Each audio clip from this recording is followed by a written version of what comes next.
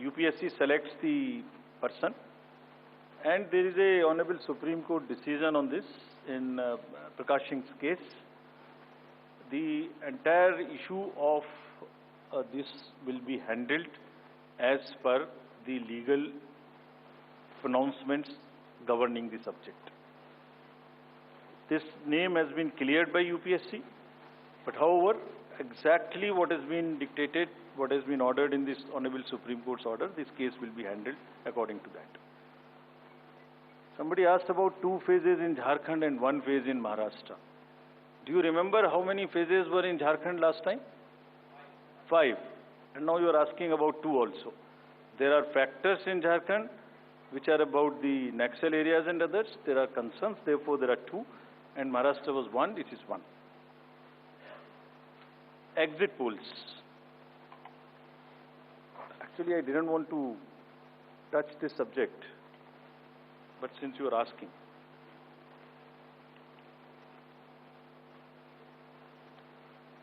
Exit polls के आने की वजह से, एग्जिट पोल्स के एक एक्सपेक्टेशन सेट करने की वजह से एक बहुत बड़ा, लेट मी एक्सप्लेन, एक बहुत बड़ा डिस्टॉर्शन पैदा हो रहा है। ये आप सब लोग यहाँ हैं, ये एक आत्मचिंतन का और आत्ममंथन का भी विषय है प्रेस के लिए, खासतौर से इलेक्ट्रॉनिक मीडिया के लिए।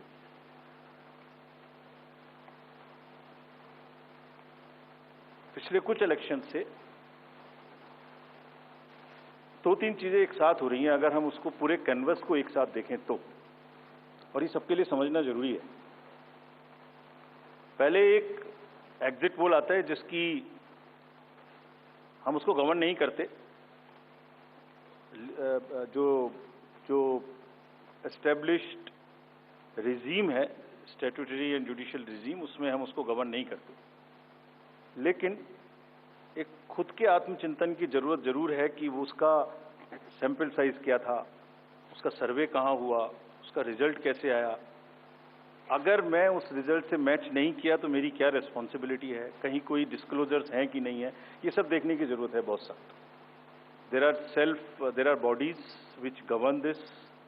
There is NBSA, there are other bodies which self-regulate, and I am sure the time has come that the associations, bodies which govern will do some self-regulation. Because इसी से जुड़ा हुआ दूसरा विषय है जो कि बहुत ही इंपॉर्टेंट है। जिस दिन पोलिंग खत्म हुई उससे रफली 3rd डे काउंटिंग होती है। तो आज शाम को 6 बजे से एक एक्सपेक्टेशन राइज हुई। सबने सोचा ये होने वाला है, जिसका कोई साइंटिफिक आधार, जिसका कोई लीक पब्लिक में डिस्क्लोजर में नहीं है। जब काउंटिंग का समय शुरू होता है तो 8:05 और 10 मिनट से रिजल्ट्स आने शुरू हो जाते हैं, विच इज नॉनसेंस। आप बताइए, मेरी पहली काउंटिंग 8:30 बजे शुरू होती है और हमारे पास प्रमाण है इस बार कि 8:05, 8:10, 8:15 पर आने लगा इतने की लीड, इतने की लीड, इतने की लीड, इतने की लीड। ऐसा तो नहीं है, I am just posing question, we are not gone into this, but ऐसा तो नहीं है कि एग्जिट पोल को जस्टिफाई करने के लिए वो शुरू में ट्रेंड्स आ गए कि हमने तो ऐसा कहा था, वैसा ही ट्रेंड हो रहा है, बाद में जो होगा वो होगा। और अचानक से पहला रिजल्ट एक राउंड का 8:30 बजे जब काउंटिंग शुरू हो रही है तो 9 बजने में 10 मिनट, 9 बजने में 5 मिनट से पहले 20 मिनट भी लगेंगे एक राउंड में, तो आ ही नहीं सकता। और हम उसको 9:30 बजे वेबसाइट पे डालते हैं, 9:31 पे।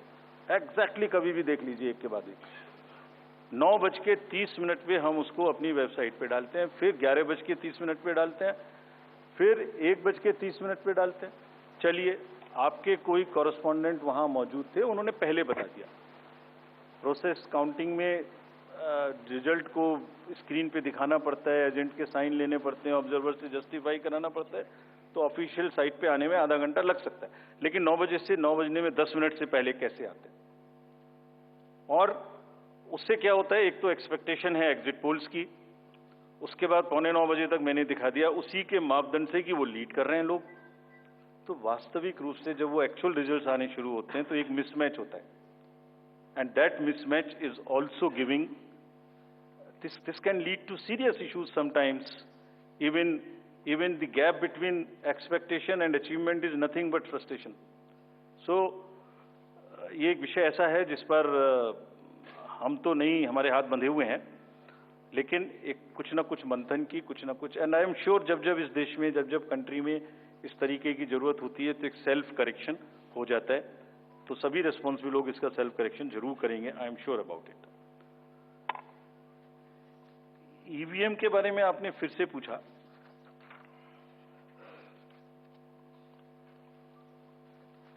बहुत बार मैं बता चुका हूं आपको, थोड़ा समय लगेगा तो फिर से बता देता हूं। 6 महीने, लगभग 5-6 महीने फर्स्ट एफएलसी शुरू होती है ईवीएम की। मैं 2 बात बता रहा हूं, बस मोटी सी 2 बात, बाकी सब आपको मालूम है। वो टेम्पर नहीं हो सकती, उसमें कोई कनेक्शन नहीं हो सकता। अभी लोग पूछते हैं जब पेजर से उड़ा देते हैं तो ईवीएम को कैसे हैक नहीं कर सकते, ये भी पूछते हैं। जब कोई किसी कंट्री में पेजर से उड़ा दिया तो ईवीएम हैक हो जाएगी। अरे भाई, पेजर कनेक्टेड होता है, ईवीएम कनेक्टेड नहीं होती। एनीवे, 2 बात मोटी मैं आपको बताता हूं, बहुत मोटी। 5-6 महीने पहले एफएलसी होती है, first level checking of the EVMs, और मेरे पास में एक पूरा रिकॉर्ड है। ये हम जो भी ईवीएम की शिकायतें बाय द वे आई हैं, वो हमारे पास 20 शिकायतें आई हैं। हर 20 शिकायत का हम इंडिविजुअल जवाब देंगे, फैक्ट बाय फैक्ट। सो इसमें कोई डाउट नहीं है। We will convey to each candidate to assure, this is our duty. Actually हमारी ड्यूटी है कि अगर कैंडिडेट ये पूछ रहे हैं कि आप बताइए, तो हम उन्हें बताएंगे, निश्चित रूप से बताएंगे, लिख के बताएंगे, पूरा डिटेल्ड बताएंगे और जल्दी ही बताएंगे। तो I am not going into individual cases, और उन सबको पब्लिश भी कर देंगे ताकि आप सबको भी पता लग जाए। But first level checking, randomization, second randomization, storage में रखना, स्टोरेज से बाहर निकालना, कमीशनिंग करना, कमीशनिंग के बाद वापिस स्टोरेज में रखना, फिर उसको पोलिंग डिस्पर्सल के दिन ले जाना, फिर उसको बूथ पे पहुंचाना, बूथ पे पूरा दिन वोटिंग कराना, फिर सील करना, फिर वापस स्टोरेज में रखना, फिर काउंटिंग के दिन निकालना, फिर पूरे दिन दिखाना। इसमें हर समय पर पॉलिटिकल पार्टी या उस कैंडिडेट या उसका एजेंट मौजूद रहते हैं। जब मशीन में कमीशनिंग होती है उस दिन उसमें बैटरी डाली जाती है। पहले आया था, पहले और बहुत सारी चीजें आई थी कि वो हैक हो सकती है, उसका वोट इधर डाला तो इधर जा सकता है, कुछ हो सकता है। ये पहली बार आया। अब हम ये भी सोच रहे हैं कि इससे अगला क्या आएगा, हम नहीं समझ पा रहे इससे अगला क्या आएगा, बट लगता है अगला भी कुछ आएगा, रुकेगा नहीं। मतलब कितनी बार। एनीवे, कमीशनिंग बहुत जरूरी है समझना। वोटिंग से करीब 5 या 6 दिन पहले कमीशनिंग होती है। 5-6 दिन पहले उस दिन मशीन में सिंबल पड़ते हैं। तो अब मशीन में अभी तक नई बैटरी उस दिन एक डाली जाती है, और सील करके उस बैटरी पे भी कैंडिडेट के एजेंट्स के दस्तखत होते हैं। छोड़िए, मशीन पे तो होंगे ही होंगे, हमें भी नहीं पता, हमने भी पता नहीं कब बनाया था ये नियम, हमारे काम आ रहा है अभी कि वो बैटरी पर भी एजेंट के दस्तखत हो। और अब कमीशनिंग के बाद, क्योंकि 5 ही दिन बचे हैं और इसमें सिंबल लोड हो चुके हैं, ये उनके सामने में स्ट्रांग रूम में जाएगी, डबल लॉक लगेगा, 3 लेयर की सिक्योरिटी रहेगी, 3 लेयर की, जिसमें सीएपीएफ भी शामिल होगी, मस्ट है। ऑब्जर्वर होंगे। उसके बाद जब वो पोलिंग के डिस्ट्रीब्यूशन के दिन निकलेंगी, उस दिन फिर यही प्रोसेस होगा। सारा प्रोसेस वीडियोग्राफ होगा, यानी वीडियोग्राफ होने के बाद फिर वो फील्ड में पहुंचेंगे, सेक्टर मजिस्ट्रेट साथ में रहेंगे, फिर कैंडिडेट के एजेंट साथ में रहेंगे, फिर वहां पहुंचेगी, फिर कहेंगे भाई देख लो इसको, सब ठीक है, जो आपको नंबर दिया, हाँ, और उसके नंबर भी सबसे शेयर किए जाएंगे। इस नंबर की मशीन इस बूथ पे जाएगी। फिर जब वो बूथ पे पहुंच गई तो कहें भाई मिला लो आप, उसी नंबर की है कि नहीं है, वोट भी डाल के देख लो 50 ठीक है कि नहीं है। किसी ने 50 डाले, किसी ने 20 डाले, किसी ने कहा नहीं हमें ठीक है, हम नहीं डालेंगे। किसी स्टेज में किसी बूथ पर 20 कैंडिडेट हैं, किसी पर 5 कैंडिडेट हैं, किसी पर 5 ने कम वोट डाले, किसी ने ज्यादा डाले, बैटरी उसी हिसाब से यूज। फिर पूरे दिन वोटिंग हुई, तब एक एक वोट का हिसाब रखा, फिर बंद हुआ। बंद होने के समय में एंड ऑफ क्लोज ऑफ पोल में फिर से दस्तखत कराए, फिर से हिसाब लगाया कितने वोट पड़े, फिर से फॉर्म 17C दिया। उसको कितना दिखाएंगे? कौन दिखाता है इतना? बताइए, कोई एक प्रोसेस कंपैरेटिव बताइए पूरी कंट्री में जहां public disclosure disclosure disclosure participation इतना अधिक हो। कोई ये बताइए प्रोसेस। उसके बाद में बंद करने के बाद में उसको स्ट्रांग रूम में बंद किया, फिर काउंटिंग के समय निकाला तो एक बैरिकेटिंग लगाई। उस बैरिकेटिंग के बीच में से जाएंगे, इधर उधर से नहीं जाएंगे ताकि कोई मिक्सअप ना हो। अच्छा, मिक्सअप कैसे होगा? वो नंबर हमने आपको दिया हुआ है। जब काउंटिंग में पहुंचे तो फिर कहें भाई चेक कर लो, फिर 17C से चेक कर लो। Round wise round this is happening and there is a provision for objecting to any of the issue relating to this at any stage, which has not happened. So हम individual जिसने वो बिल्कुल safe है, बिल्कुल robust है। अच्छा, और मैं बताता हूं आपको, आप पिछले 15-20 इलेक्शंस देख लीजिए, it is giving results after results differently. जहां मतलब ऐसा नहीं हो सकता कि जब पसंद का रिजल्ट ना आए तभी गलत है, ऐसा नहीं हो सकता। एनीवे, हम सबका इंडिविजुअल जवाब देंगे और आपको भी बताएंगे, उसको वेबसाइट पे डलवाएंगे, जवाब दे देंगे आपको। एक FAQ भी बनाएंगे उसका, बताता हूं मैं आपको। बट इसमें थोड़ा सा, चलिए आप अपना प्रश्न पूछ लीजिए, अभी ये बता देता हूं जी, बता दे। ये भी इसी के साथ बता दे। Will take some questions from the, नहीं, ये प्रभु जी का इसके साथ ही बता देता हूं। जैसे मैंने पहले बताया, ये एक सिंगल यूज बैटरी है। जब ये पड़ेगी तो 5-6-7 दिन के लिए इस्तेमाल होगी। इसकी जैसे आपके कैलकुलेटर में बैटरी है, I mean it is not mobile का बैटरी जो एवरी दिन चार्ज होगी। It is like calculator battery, 5 साल तक चलती रहेगी। जब शुरू हुई तो मान लिया वो 100% थी, अब वो धीरे धीरे यूज डिसयूज, कितना एक्सटेंसिव यूज, कितना ग्राफ किया, सबसे यूज होती रहेगी 10 साल के बाद तक, 5 साल तक। 5 साल में जब बंद होगी तो पता लगा उससे पहले 3-4% थी, आपको पता नहीं लगेगा, सडनली बंद हो जाएगी। बट हमने प्रोविजन बनाया हुआ है कि जब इनिशियल ये शुरू होगी तो इसकी 2 चीज हुई, एक परसेंटेज ऑफ चार्ज, एक output. Output is in terms of voltage. It's a very low required voltage which the machines require. So anything between 7.4 to 8 volt is considered कि ये बिल्कुल परफेक्ट स्थिति में है और इसको आप डाल सकते हैं। तो it is initially marked as that yes, it is okay, go ahead, 99% it is charged. Now after commissioning के समय में भी मॉक पोल की जरूरत है, पोलिंग स्टेशन में भी मॉक पोल की जरूरत है, नंबर ऑफ कैंडिडेट्स भी अलग अलग है। सो ये एवरीथिंग कैन डिफर डिफरेंटली। और जब भी वोल्टेज 7.4 से नीचे आएगी तभी ये एक्चुअल वो दिखाना शुरू कर देगी। This is how it is designed. And अगर 5.4 या कोई परसेंटेज है उसके आस 5.8, जब 5.8 पर आएगी तो ये सिग्नल देगी, जैसे गाड़ी सिग्नल देती है येलो बटन दबा के कि अब ये बंद होने वाली है, so please replace. This is what it is. But for general, जिससे कि टेक्निकल लोग भी इसका एग्जामिन कर सकें, आप लोग भी जान सकें, हम इसका एक बिल्कुल डिटेल बना के, जितना मैंने बताया इससे भी ज्यादा विस्तार में, इसको FAQ में डालेंगे। और जो भी सदस्य गणों ने, जो कंटेस्टिंग कैंडिडेट्स ने हमसे पूछा है और जो पार्टीज ने हमसे पूछा है, उनका हम बहुत इज्जत के साथ, बहुत सम्मान के साथ पूरा जवाब देंगे। और जैसे जैसे आरओज अपना अपना जवाब दे देंगे, we have asked all ROs 20 कि आप सब डॉक्यूमेंट करिए, सब बताइए कि कब कमीशनिंग हुई, सब बताइए कौन कौन साथ में था, पूरा डिटेल विस्तार बने, पूरी प्रोसेस एंड टू एंड। और बनाने के बाद हमने माननीय कैंडिडेट को आप जवाब दीजिए। दिस इज योर ड्यूटी इन लोकतंत्र। अगर कोई पूछ रहा है तो आप जवाब दें, हम उसका जवाब देंगे। और जवाब देने के बाद कंपाइल करके हम आपको भी सबको बताएंगे, इसको बताएंगे। Thank you. We will take one question from sir, media friend from Maharashtra also with us, sir. Gentleman in the third row, please. A few more last round. नमस्कार सर, मेरा नाम प्रमोद जगताप है, मैं सरकारिया ग्रुप के शांति न्यूज। एक चीज और बता दूं, एक चीज और इसमें मैं आपको बता दूं, एक हमारा C&B का भी प्रोसीजर है, जो माइक्रो कंट्रोलर और प्रोसेसर को हम चेक कर सकते हैं। मुझे नहीं लगता कि इन 20 कॉन्स्टिट्यूएंसी से कोई भी रिक्वेस्ट C&B की आई है, कोई रिक्वेस्ट नहीं है।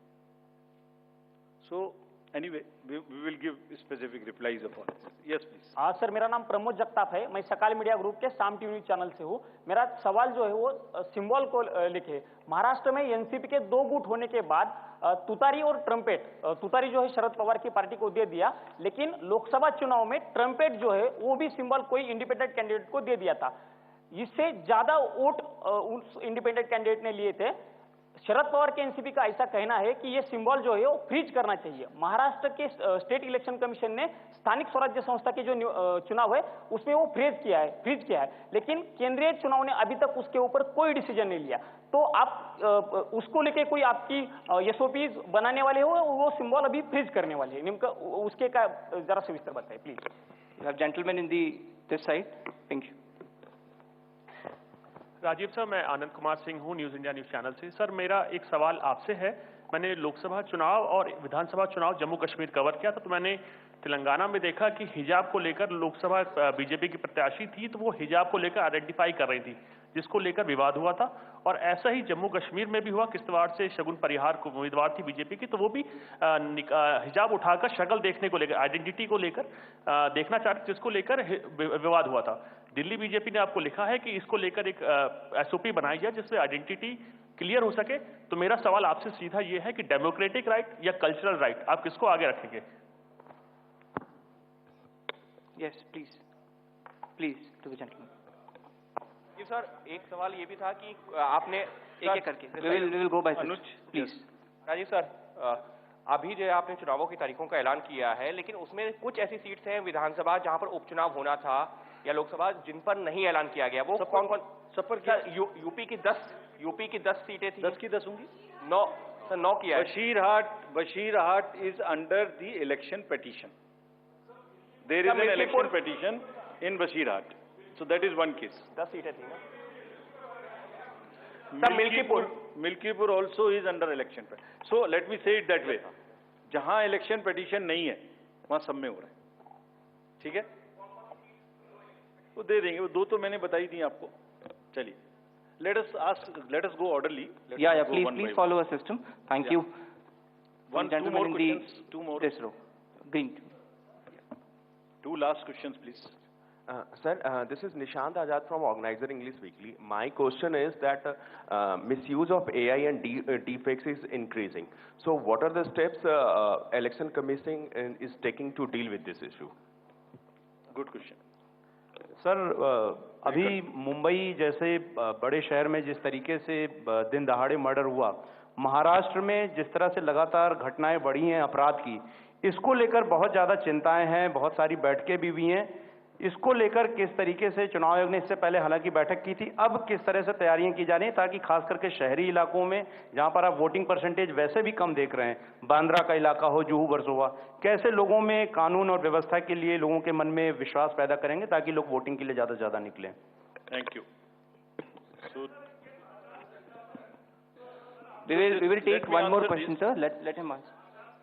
Let him answer. Let me answer these questions first. About this symbol, first question is about the symbol of the NCP. NCP का जो symbol है, man blowing turi. So उसमें हमारे पास में 2 रिक्वेस्ट आई थी NCP SP से। एक तो ये आई थी कि उनको जब हमने रिकॉग्नाइज कर लिया है एज स्टेट पार्टी, तो उन्हें हम कंट्रीब्यूशंस रिसीव करने की भी स्वीकृति दें। और दूसरी रिक्वेस्ट आई थी कि उनको जो उनका सिंबल है वो प्रोमिनेंट नहीं है, वो जब वोटिंग मशीन के बैलेट यूनिट के अंदर में छोटा दिखाई देता है, तो उसका रेशियो ऐसे चेंज कर दीजिए कि वो स्पष्ट से मैन ब्लोइंग तुरी दिखाई देने लगे। और दूसरी रिक्वेस्ट एक और भी साथ में थी कि उस जैसा एक कोई ट्रम्पेट है उसको हटा दीजिए। 3 रिक्वेस्ट थी। सो पहली रिक्वेस्ट हमने उनकी मान ली, हमने उन्हें उसी दिन ऑथराइज कर दिया था कि आप ड्यूली कंट्रीब्यूशंस ले सकते हैं, subject to the disclosures which every political party has to do. Secondly, हमने उनको लिखित में ये भी छूट दी थी कि आप खुद हमें बताइए कि आप अपने सिंबल को, मैन ब्लोइंग थ्योरी को किस तरीके से बैलेट यूनिट में दिखाना चाहेंगे। तो उन्होंने कहा था हम इस तरह से दिखाना चाहेंगे, एक दो चॉइस दी थी, जो उनकी पहली चॉइस थी वो हमने मान ली। सो इस इलेक्शन में उनका सिंबल वुड बी ज्यादा दिखाई देगा, मतलब प्रोमिनेंटली दिखाई देगा। तीसरी रिक्वेस्ट थी वो एक ट्रम्पेट है इस टाइप की, जो कि मैन ब्लोइंग थ्योरी से बिल्कुल डिफरेंट है। तो कमीशन ने उसी दिन बताया था कि वो उससे डिस्टर्ब नहीं करता है। So all the three have been accepted, that is one. All AI and deepfakes, this is a very, very contextual question. This is disturbing all the elections world over. I have said it earlier also. It's a very serious issue. हमने इसके लिए दो तीन चीजें की हैं, और आपने अगर 24 पार्लियामेंट्री इलेक्शन में देखा होगा, Chief Election Commissioner Rajiv Kumar there making that big announcements. The dates are out, dates of what is being touted as the mother of all assembly elections. The financial capital of India, Mumbai and Maharashtra will vote on the 20th of November, and a state, Jharkhand, critical for all parties for its mineral wealth and also identity politics, will vote in a two-phased elections on the 13th of November, and also on the 20th of November. The results will be out on the 23rd of November. Absolutely. The counting will take place on 23rd of November. That's for both the states, Maharashtra and Jharkhand. Now, we do know, Vasudha, Maharashtra is a big state, and it's particularly interesting. A lot has happened in the last few years in the state. Since 2019, two big regional parties, Shiv Sena, NCP split, and we've seen the BJP, of course, did not have the highest numbers of elected MPs in 2019. It did not have a majority, but it did form the government. But definitely there was a fallout between the alliance partners, and much more happened after that. Yes, as well. It was Uddhav Thackeray who sort of managed to form the government with, of course, his allies who were completely considered unholy and inorganic by the BJP. Differences with the undivided Sena emerged over the CM's phase. That's what happened with the BJP and the Shiv Sena. Then Uddhav Thackeray became the CM. We all remember his tenure during COVID-19. But of course, BJP derided this alliance. Soon after, Eknath Shinde led the rebellion, tables turned, and a new government was put in place. But in the Lok Sabha elections of 2024, Kitty, we saw what happened. The Mahayuti that had the BJP, Shinde-led Shiv Sena, and also Ajit Pawar-led NCP faced a setback with the Mahavikas Agadi getting 30 out of the 48 seats. Absolutely. All right. We'll talk about all of this. Our reporters are also joining us on the broadcast. We have Radhika joining us on the broadcast from Mumbai. Prabhakar also is joining us on the broadcast from Patna. Let me go across to Radhika first. Radhika, finally the dates are out. All eyes have been on the Chief Election Commissioner's press conference here. The dates for Maharashtra have been announced, Jharkhand as well. Single phase election in Maharashtra as was expected, and many, majority of parties had been asking for. Absolutely. Single-phased election in Maharashtra on 20th of November. It's a Wednesday. 2019 also saw a single-phased election. Just the way parties asked for, 20th of November is when date of polling is. Date of counting, of course, on 23rd of November. It's a Wednesday. It's a midweek. And we just heard the senior official there pointing at how, as a result of urban apathy, they decided to keep midweek as election date, considering the fact that, some of the elections that happened in Maharashtra, particularly in Bombay, it fell on a Friday or a Monday, and it saw a dip in the votes. So therefore, it is on a weekday. We'll have to see if it will make any sort of difference to voters here. But certainly, it's going to be a fascinating election of sorts, Kitty and Vasudha. As you've been pointing out, it is complex. 2019 is very different from 2024. 2019 was when it was BJP Sena versus Congress NCP, which was the equation for the longest time. But it all changed, soon after the election results came out. Uddhav Thackeray there breaking ties, forming MVA government, and post that, again, that government collapsing as a result of Shinde split and then NCP split also happening. So we're talking about 6 parties here, 2 Senas, 2 NCP, and of course the big parties, BJP and the Congress. Seat sharing talks still going on, marathon meetings taking place. So in the next 10 to 14 days, they have to decide on the seats. You know, there is bickering and differences among the parties happening at the moment. But, you know, looks like the campaign and the seat sharing discussions will pick up pace from today. Looks like the seat sharing deal is almost done in the Mahayuti, Vasudha. But yes, there are, as you know, Radhika also has been pointing out, there are some differences in the MVA. Of course, that needs to be. So that's why I think the CEC meeting that's going to happen today on the Jharkhand, and of course the CEC meeting that's happening of the BJP for Maharashtra will in fact give us some clarity on this. Aishwarya, to you next. Aishwarya Jain joins us, and she's been covering the EC, the very important EC briefing. Some very important points that Rajiv Kumar made today, you know, including giving a response to the Congress party on the EVM claims, you know, so that I think was very important. And also he talked about urban apathy that Radhika was pointing out. What are the big takeaways from what Rajiv Kumar said today? Well, two important things. Number one, of course, Rajiv Kumar reiterating on the fact that how EVMs are super safe, how there has been a 3-layer security and how they add a battery on the same day of the polling, and certainly how there has been a complete transparency. He also went on to say that please challenge me with any of the organization which has such a public transparency as far as the entire process is concerned in any of the institutions. And therefore the reason once again the CEC clearly stated that there has been no fault has been questioned by the Congress party earlier on the EVMs and the machinery as far as the slow voting is concerned, and how they went on to the Election Commission complaining about the slow voting happening in and during the Haryana results as well. Apart from it, of course, one of the important points that the CEC mentioned about having a retrospective of and about thinking upon the media houses about how the exit polls goes on. He went on to say that there has been a distraction, of course, but the media houses should have a introspection from media to conduct their own exit polls, because certainly exit polls are not governed by the ECI, but it should be something that the media also should think upon. Certainly two very important things, on EVM security and on the exit polls as well. All right, those were the main points that we gathered from the CEC's press briefing there on the election date announcement. Let me go across to Prabhakar also.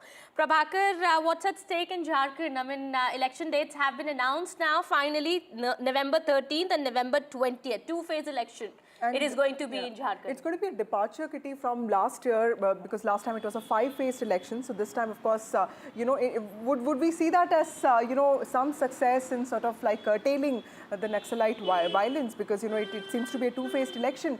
But of course, more interesting is the fact that AJSU and BJP seem to be really, you know, having a cordial relationship, because the seat sharing seem to have really been finalized. That's what Himanta Biswa Sharma has announced. Can we expect any announcement tomorrow, Prabhakar, considering that the CEC meeting is going to happen today on Jharkhand? Yeah, that is exactly the topic which the CEC would be discussing. Apart from deciding upon our candidates, they would certainly be trying to cobble together the entire NDA flock in Jharkhand. Remember, it was AJSU, as they call it, and the BJP, which are the alliance partners in Jharkhand for quite long. Now they have 3 additions to it.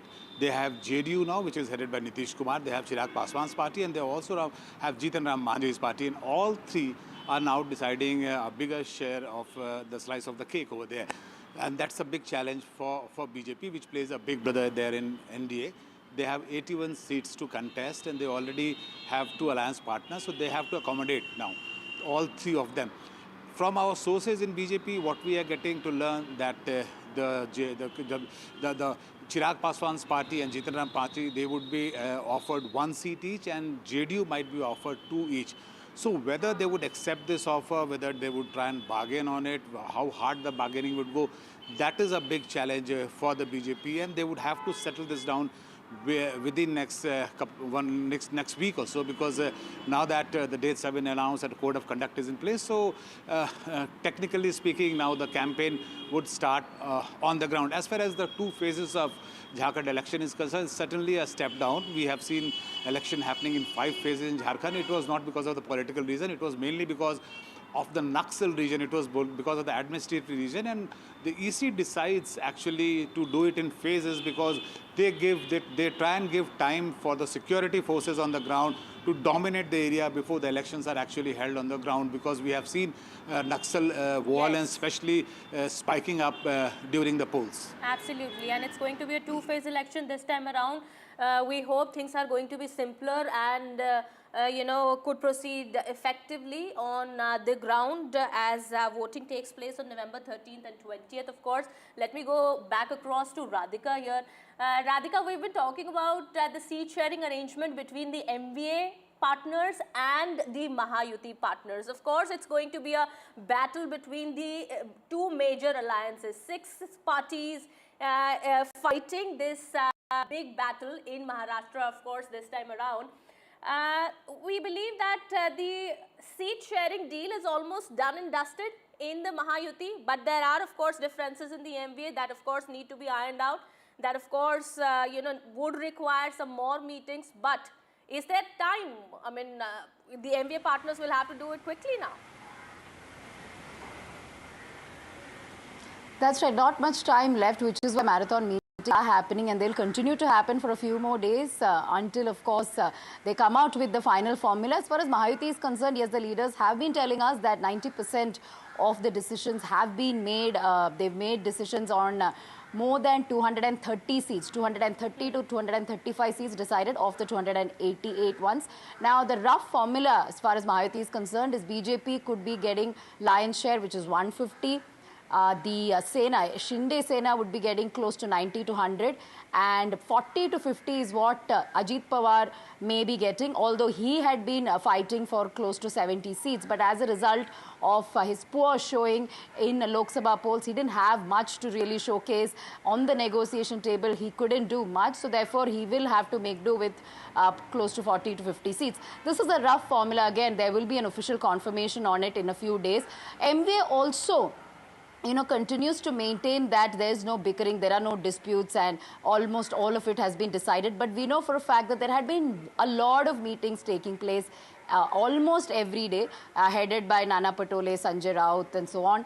And they've been maintaining that no discord, and almost all of it is finalized. They've been having separate meetings for Mumbai seats, separate for Vidarbha, separate for the other regions of Konkan, and so on.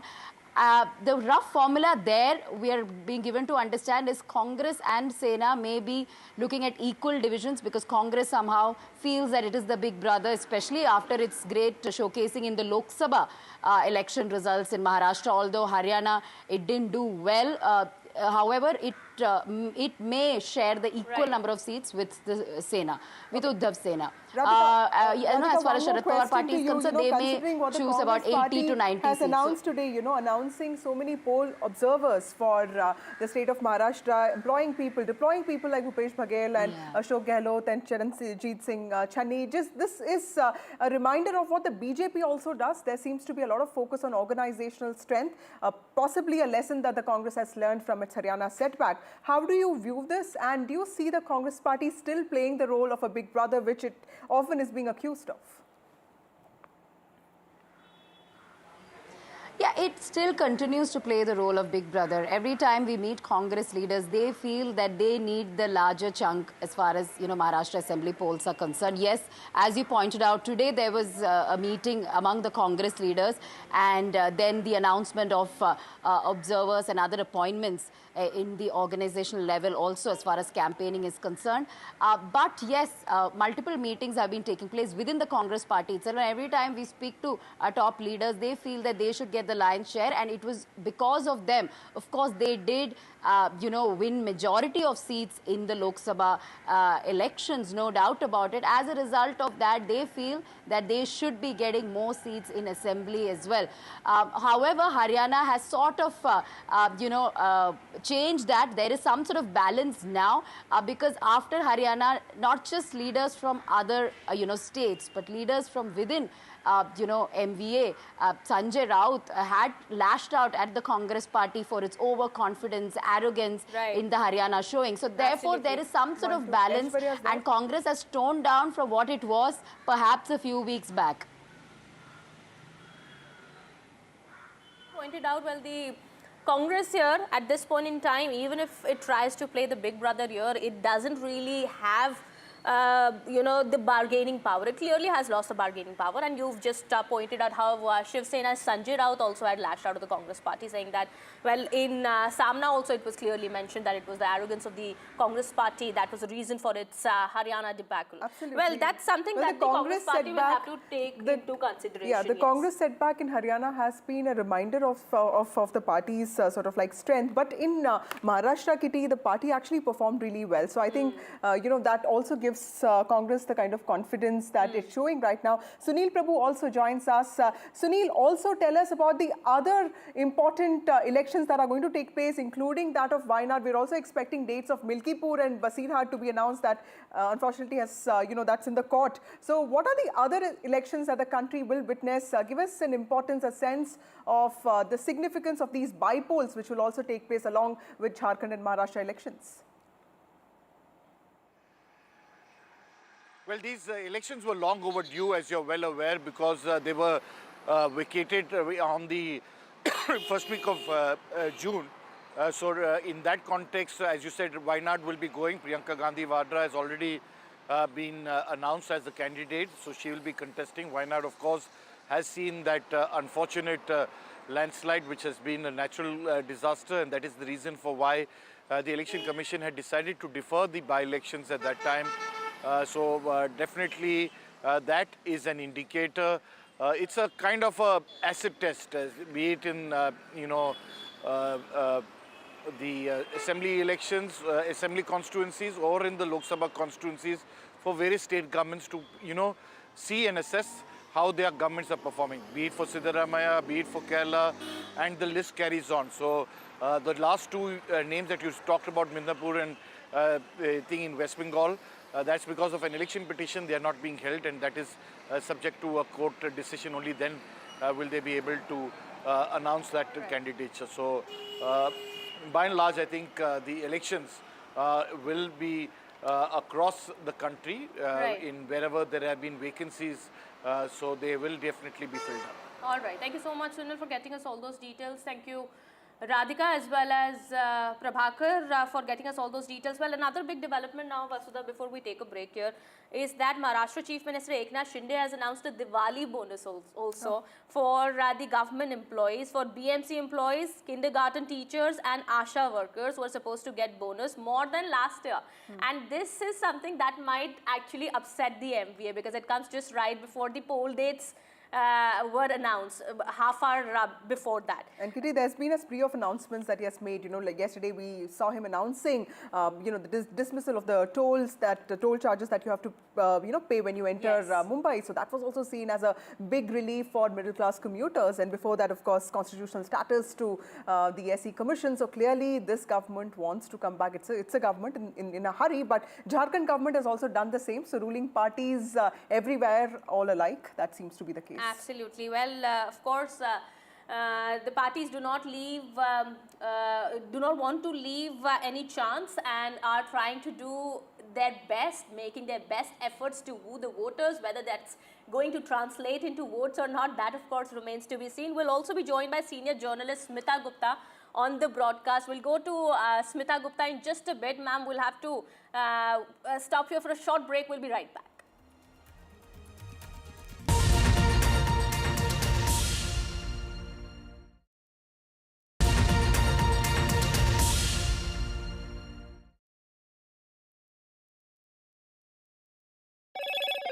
Hello, Moto. Motorola Edge 50 Pro, world's first AI-powered pro-grade camera.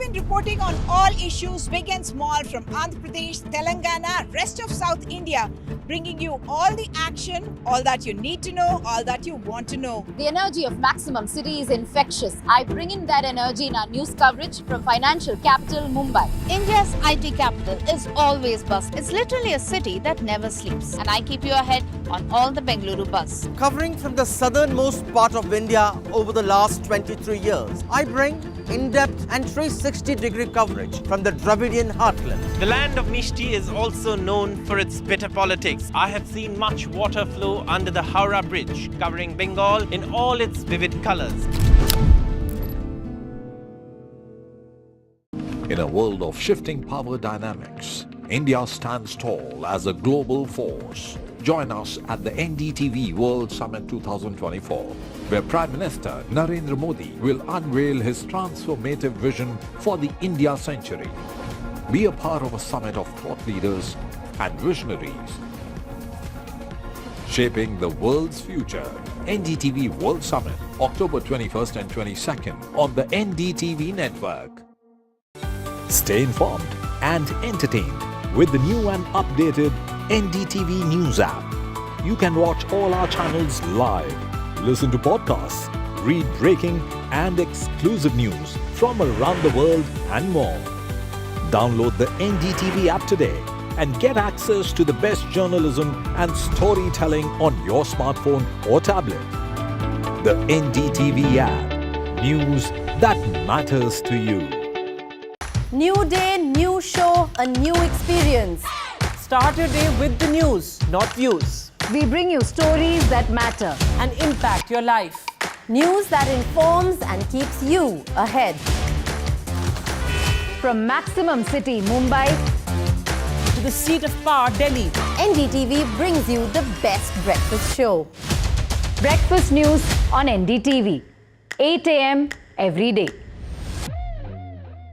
I've been reporting on all issues big and small from Andhra Pradesh, Telangana, rest of South India, bringing you all the action, all that you need to know, all that you want to know. The energy of Maximum City is infectious. I bring in that energy in our news coverage from financial capital Mumbai. India's IT capital is always buzz. It's literally a city that never sleeps. And I keep you ahead on all the Bengaluru buzz. Covering from the southernmost part of India over the last 23 years, I bring in-depth and 360-degree coverage from the Dravidian heartland. The land of Mishti is also known for its bitter politics. I have seen much water flow under the Howrah Bridge, covering Bengal in all its vivid colors. In a world of shifting power dynamics, India stands tall as a global force. Join us at the NDTV World Summit 2024, where Prime Minister Narendra Modi will unveil his transformative vision for the India century. Be a part of a summit of thought leaders and visionaries, shaping the world's future. NDTV World Summit, October 21st and 22nd on the NDTV network. Stay informed and entertained with the new and updated NDTV News app. You can watch all our channels live, listen to podcasts, read breaking and exclusive news from around the world and more. Download the NDTV app today and get access to the best journalism and storytelling on your smartphone or tablet. The NDTV app. News that matters to you. New day, new show, a new experience. Start your day with the news, not views. We bring you stories that matter and impact your life. News that informs and keeps you ahead. From Maximum City, Mumbai, to the seat of power, Delhi, NDTV brings you the best breakfast show. Breakfast news on NDTV, 8 a.m. every day. I've been reporting on all issues big and small from Andhra Pradesh, Telangana, rest of South India, bringing you all the action, all that you need to know, all that you want to know. The energy of Maximum City is infectious. I bring in that energy in our news coverage from financial capital Mumbai. India's IT capital is always buzz. It's literally a city that never sleeps. And I keep you ahead on all the Bengaluru buzz. Covering from the southernmost part of India over the last 23 years, I bring in-depth and 360-degree coverage from the Dravidian heartland. The land of Mishti is also known for its bitter politics. I have seen much water flow under the Howrah Bridge, covering Bengal in all its vivid colors. In a world of shifting power dynamics, India stands tall as a global force. Join us at the NDTV World Summit 2024, where Prime Minister Narendra Modi will unveil his transformative vision for the India century. Be a part of a summit of thought leaders and visionaries, shaping the world's future. NDTV World Summit, October 21st and 22nd on the NDTV network. Stay informed and entertained with the new and updated NDTV.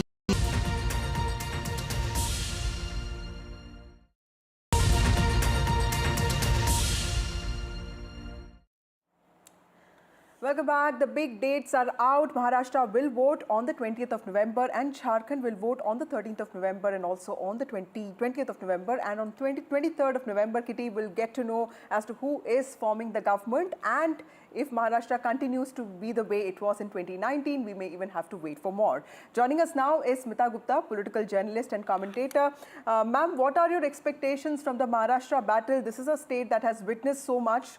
Two important regional opposition parties have split, Shiv Sena and NCP. There are family wars that's going on. There's a sympathy battle that's also going on.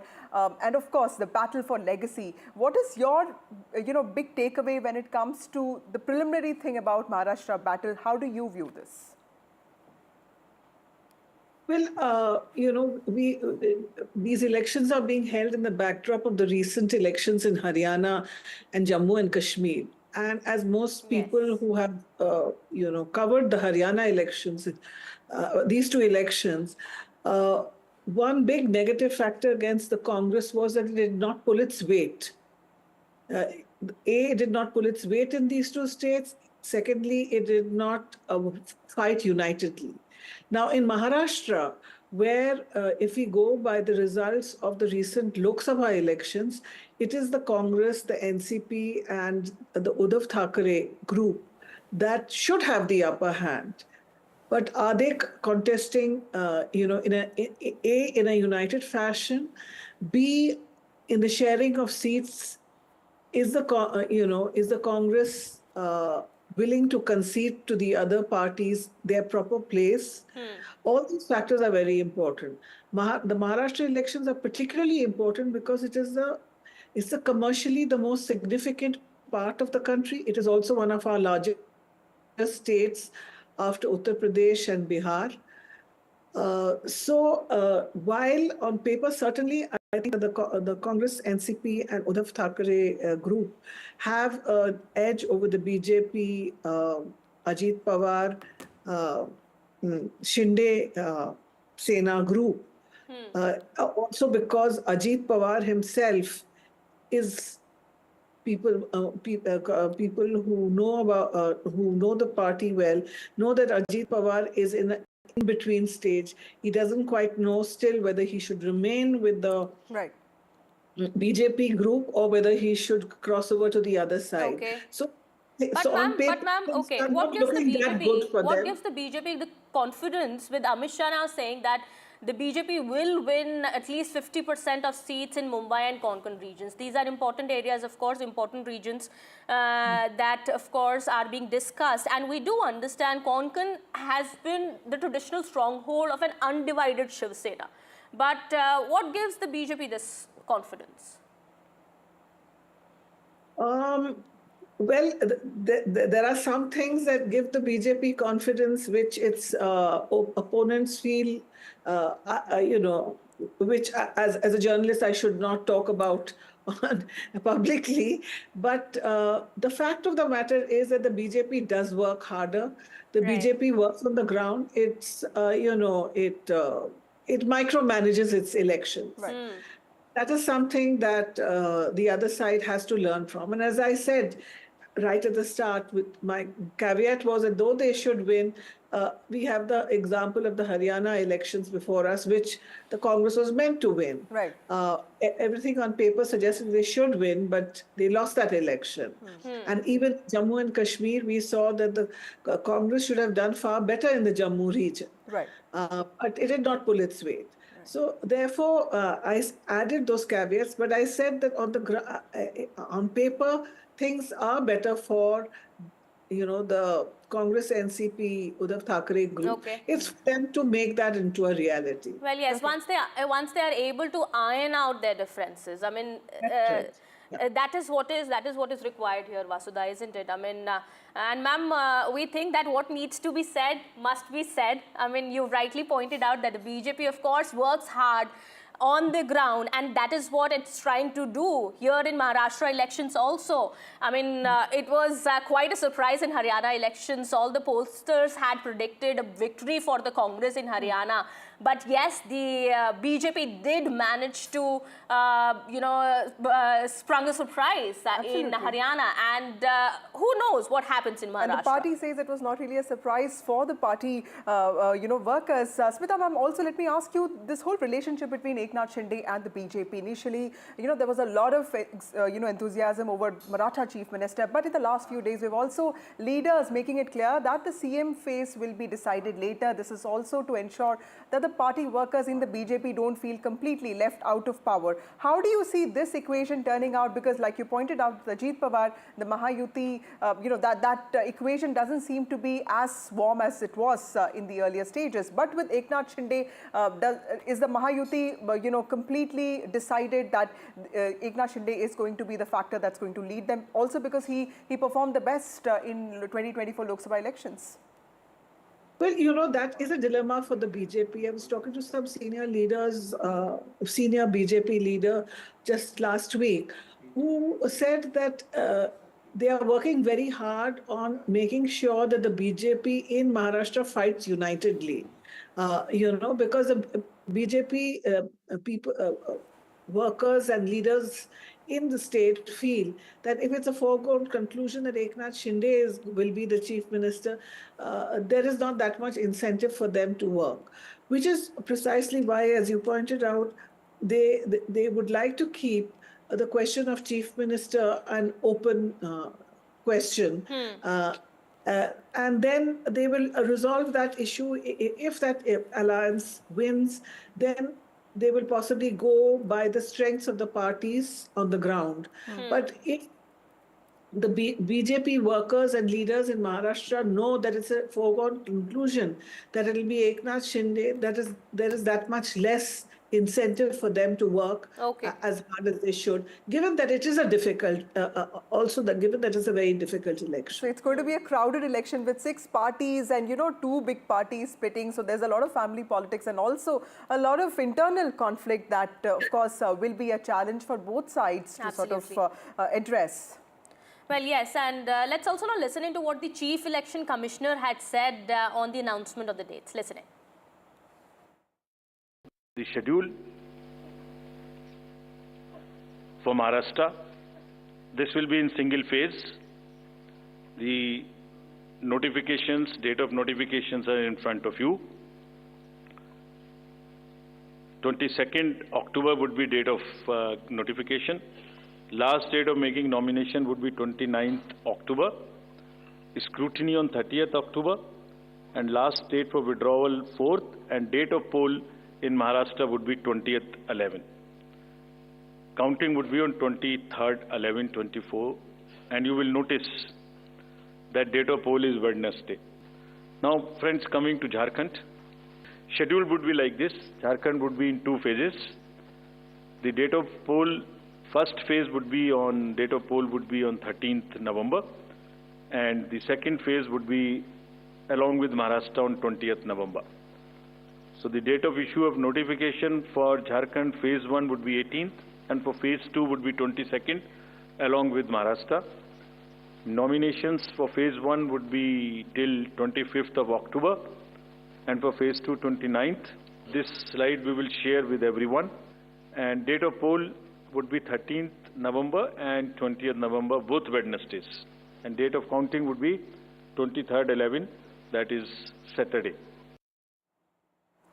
After its Haryana defeat, the Congress party had raised a lot of serious allegations on the working of the EVMs, suggesting and claiming and charging that the batteries of the EVMs had been manipulated, which also led to its defeat. Today, the CEC Rajiv Kumar actually clarified on this. Let's listen into what he said.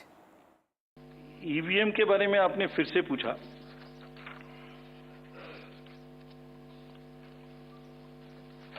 बहुत बार मैं बता चुका हूं आपको. थोड़ा समय लगेगा तो फिर से बता देता हूं. 6 महीने लगभग 5-6 महीने फर्स्ट FLC शुरू होती है EVM की. टेम्पर नहीं हो सकती, उसमें कोई कनेक्शन नहीं हो सकता. अभी लोग पूछते हैं जब पेजर से उड़ा देते हैं तो EVM को कैसे हैक नहीं कर सकते, ये भी पूछते हैं. जब कोई किसी कंट्री में पेजर से उड़ा दिया तो EVM हैक हो जाएगी. अरे भाई, पेजर कनेक्टेड होता है, EVM कनेक्टेड नहीं होती. मेरे पास में एक पूरा रिकॉर्ड है. ये हम जो भी EVM की शिकायतें बाय द वे आई हैं, वो हमारे पास 20 शिकायतें आई हैं. हर 20 शिकायत का हम इंडिविजुअल जवाब देंगे, फैक्ट बाय फैक्ट. जब मशीन में कमीशनिंग होती है उस दिन उसमें बैटरी डाली जाती है. पहले आया था, पहले और बहुत सारी चीजें आई थी कि वो हैक हो सकती है, उसका बोट इधर डाला तो इधर जा सकता है, कुछ हो सकता है. ये पहली बार आया. अब हम ये भी सोच रहे हैं कि इससे अगला क्या आएगा. हम नहीं समझ पा रहे इससे अगला क्या आएगा, बट लगता है अगला भी कुछ आएगा, रुकेगा नहीं. All right, so the CEC responding on the Congress charge on the EVMs. Well, of course, now the dates for Maharashtra and Jharkhand are out. It's promising to be a complex and intense election and an interesting election battle on the 20th of November in Maharashtra and in 2 phases in Jharkhand. Yes, and it's going to be very interesting. Also, the nuances of Maharashtra are different from what happened in Haryana. But of course, there are challenges that both parties will have to face. Remember, there are 6 parties in the fray, which makes the battle all the more complicated, but also very interesting. All right, with that, it's time for a short break here. We'll be right back with more news and updates.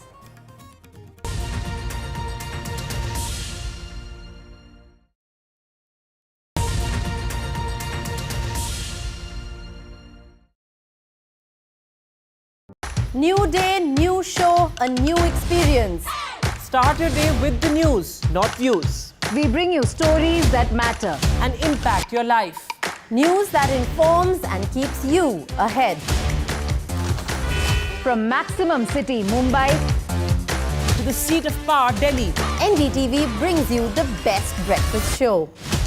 breakfast news on NDTV, 8 a.m. every day. I've been reporting on all issues, big and small, from Andhra Pradesh, Telangana, rest of South India, bringing you all the action, all that you need to know, all that you want to know. The energy of Maximum City is infectious. I bring in that energy in our news coverage from financial capital, Mumbai. India's IT capital is always buzz. It's literally a city that never sleeps. And I keep you ahead on all the Bengaluru buzz. Covering from the southernmost part of India over the last 23 years, I bring in-depth and 360-degree coverage from the Dravidian heartland. The land of Mishti is also known for its bitter politics. I have seen much water flow under the Howrah Bridge, covering Bengal in all its vivid colors. In a world of shifting power dynamics, India stands tall as a global force. Join us at the NDTV World Summit 2024, where Prime Minister Narendra Modi will unveil his transformative vision for the India century. Be a part of a summit of thought leaders and visionaries, shaping the world's future. NDTV World Summit, October 21st and 22nd on the NDTV network. Stay informed and entertained with the new and updated NDTV News app. You can watch all our channels live, listen to podcasts, read breaking and exclusive news from around the world and more. Download the NDTV app today.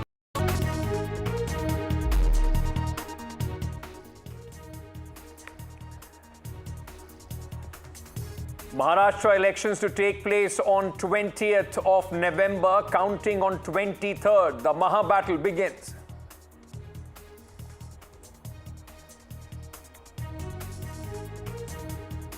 Jharkhand to vote in 2 phases on 13th and 20th. Results also on 23rd. Congress announces poll observers for Maharashtra and Jharkhand. BJP poll body meeting on Maharashtra tomorrow. Prime Minister to attend the BJP Jharkhand CEC meeting today. Baba Siddiki murder probe. Now police finds bag with guns. Cops establish link to Salman Khan house firing case as well.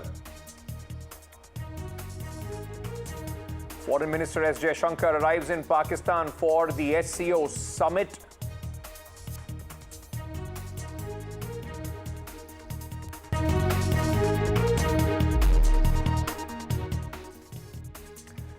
Good evening and welcome to NDTV, ladies and gentlemen. Big day for Maharashtra and Jharkhand as the elections for the State Assembly has been announced by the Election Commission of India. The ECI today announced the poll schedule for Maharashtra and Jharkhand.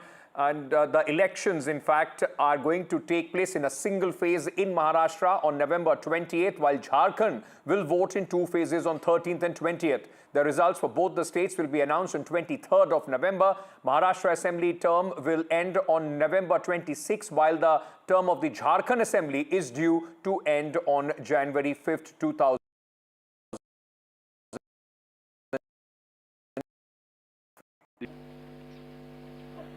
For Maharashtra, this will be in single phase. The notifications, date of notifications are in front of you.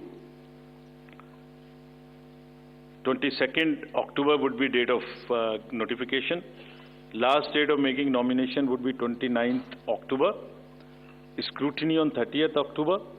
And last date for withdrawal 4th. And date of poll in Maharashtra would be 20th 11. Counting would be on 23rd 11 24. And you will notice that date of poll is Wednesday. Now, friends, coming to Jharkhand. Schedule would be like this. Jharkhand would be in 2 phases. The date of poll, first phase would be on, date of poll would be on 13th November. And the second phase would be along with Maharashtra on 20th November. So the date of issue of notification for Jharkhand phase 1 would be 18th and for phase 2 would be 22nd along with Maharashtra. Nominations for phase 1 would be till 25th of October. And for phase 2, 29th. This slide we will share with everyone. And date of poll would be 13th November and 20th November, both Wednesdays. And date of counting would be 23rd 11, that is Saturday. Now, after the Haryana results, some questions were raised as far as the Congress party is concerned on the EVMs. Now, the Election Commission today, while announcing the dates, were asked questions about the EVM. The faulty EVM charge of the Congress party, and the Election Commission has rejected that charge. In fact, the Election Commission said EVM tampering is impossible, the EVM battery is sealed, and the CEC gave a detailed response on the battery issue that was raised by the Congress party. Listen in. EVM के बारे में आपने फिर से पूछा.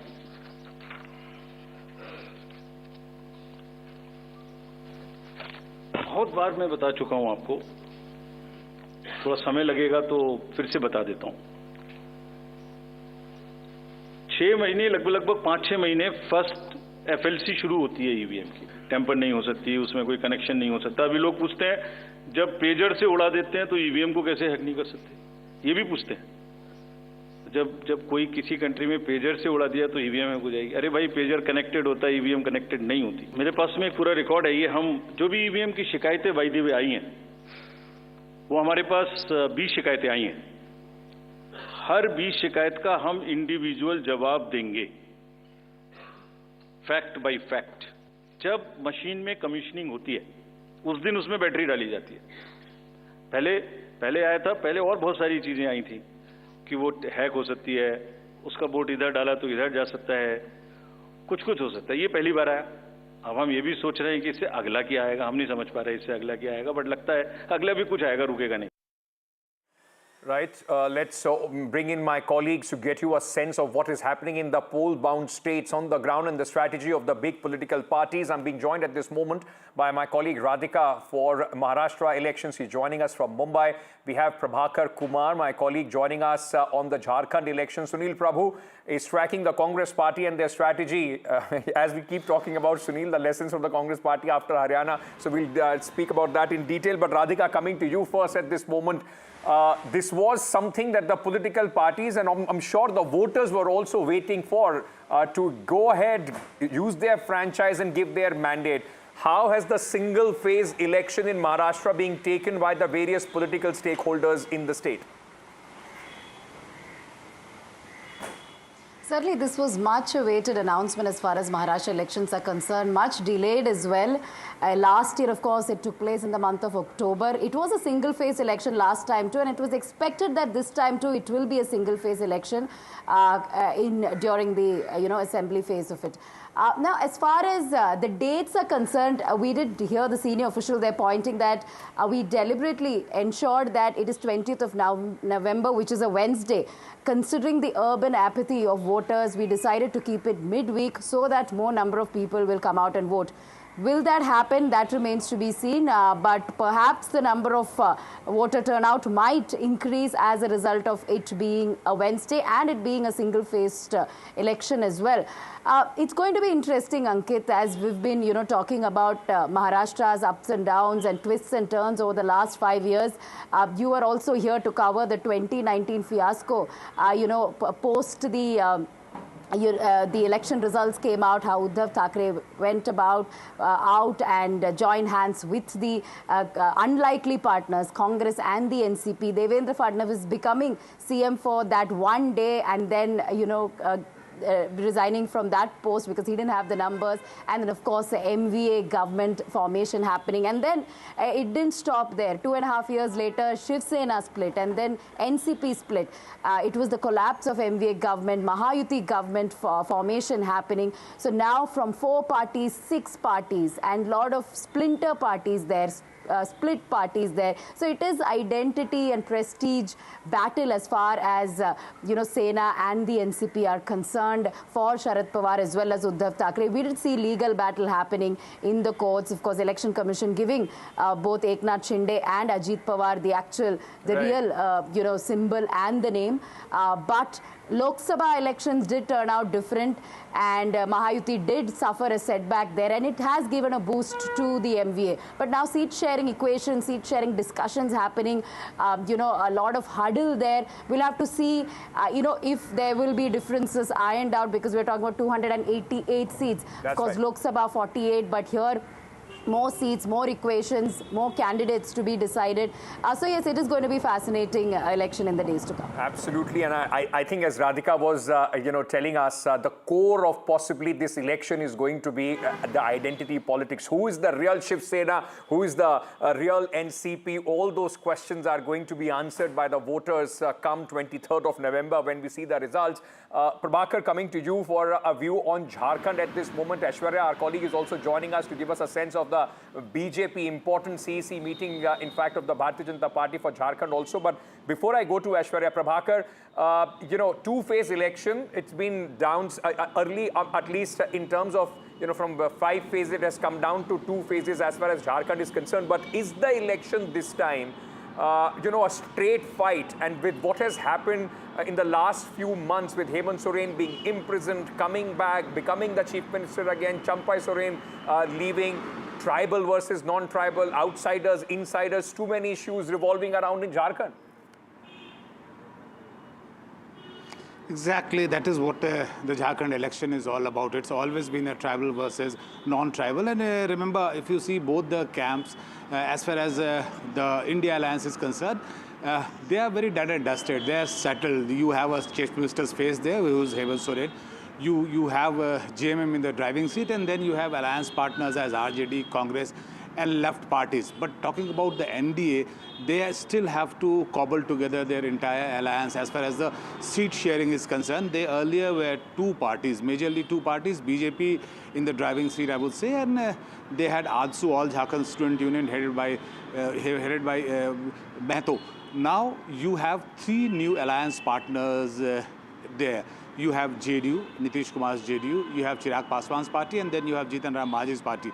And they're all demanding their share, and they want a bigger share for their party. Now, what we are learning from the BJP sources is that JDU is being offered 2 seats, and both Jitan Ram Manjhi and Chirag Paswan, they are being offered 1 seat.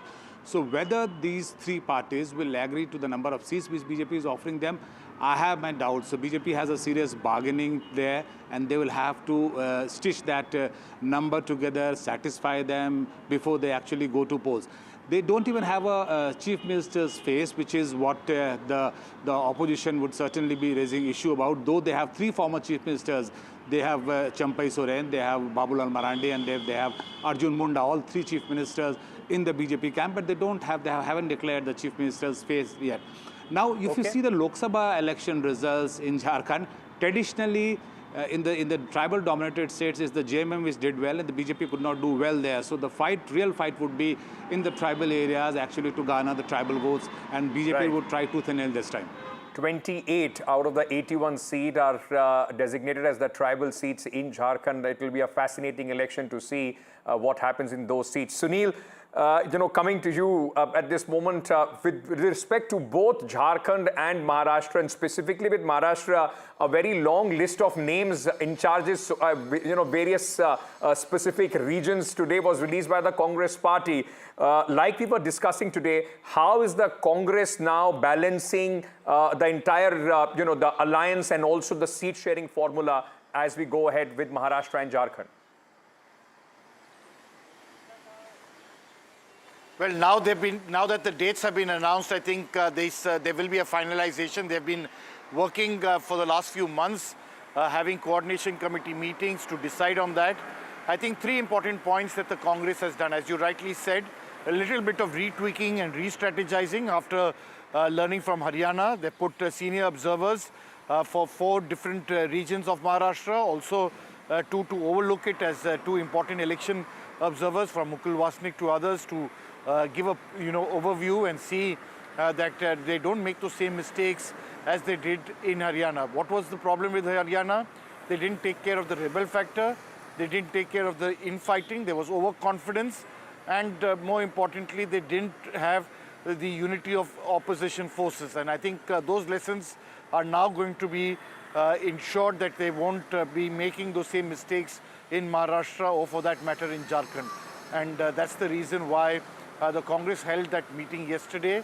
They are expected back on the 17th here in Delhi. Right. And hopefully in the next few days, things will be finalized for the Congress in terms of seat sharing with the Shiv Sena, Uddhav Thackeray, as well as Mr. Sharad Pawar, because I think, as we've been pointing out, winnability is the criteria.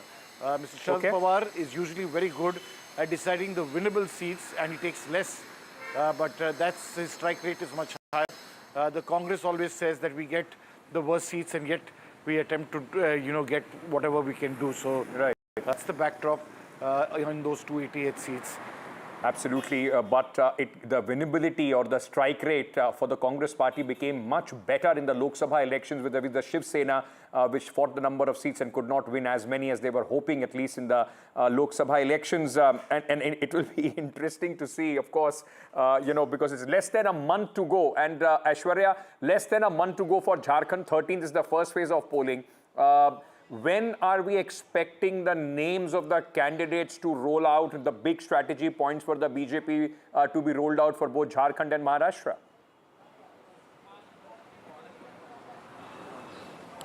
Well, today is that big Bharatiya Janata Party CEC meeting, which will be chaired by Prime Minister Narendra Modi, and the last meeting that concluded at JP Nadda's residence, where all the Jharkhand leaders were called in, including Shivraj Singh Chauhan and Hemanta Biswa Sharma, who had been given the position of in charges for the BJP.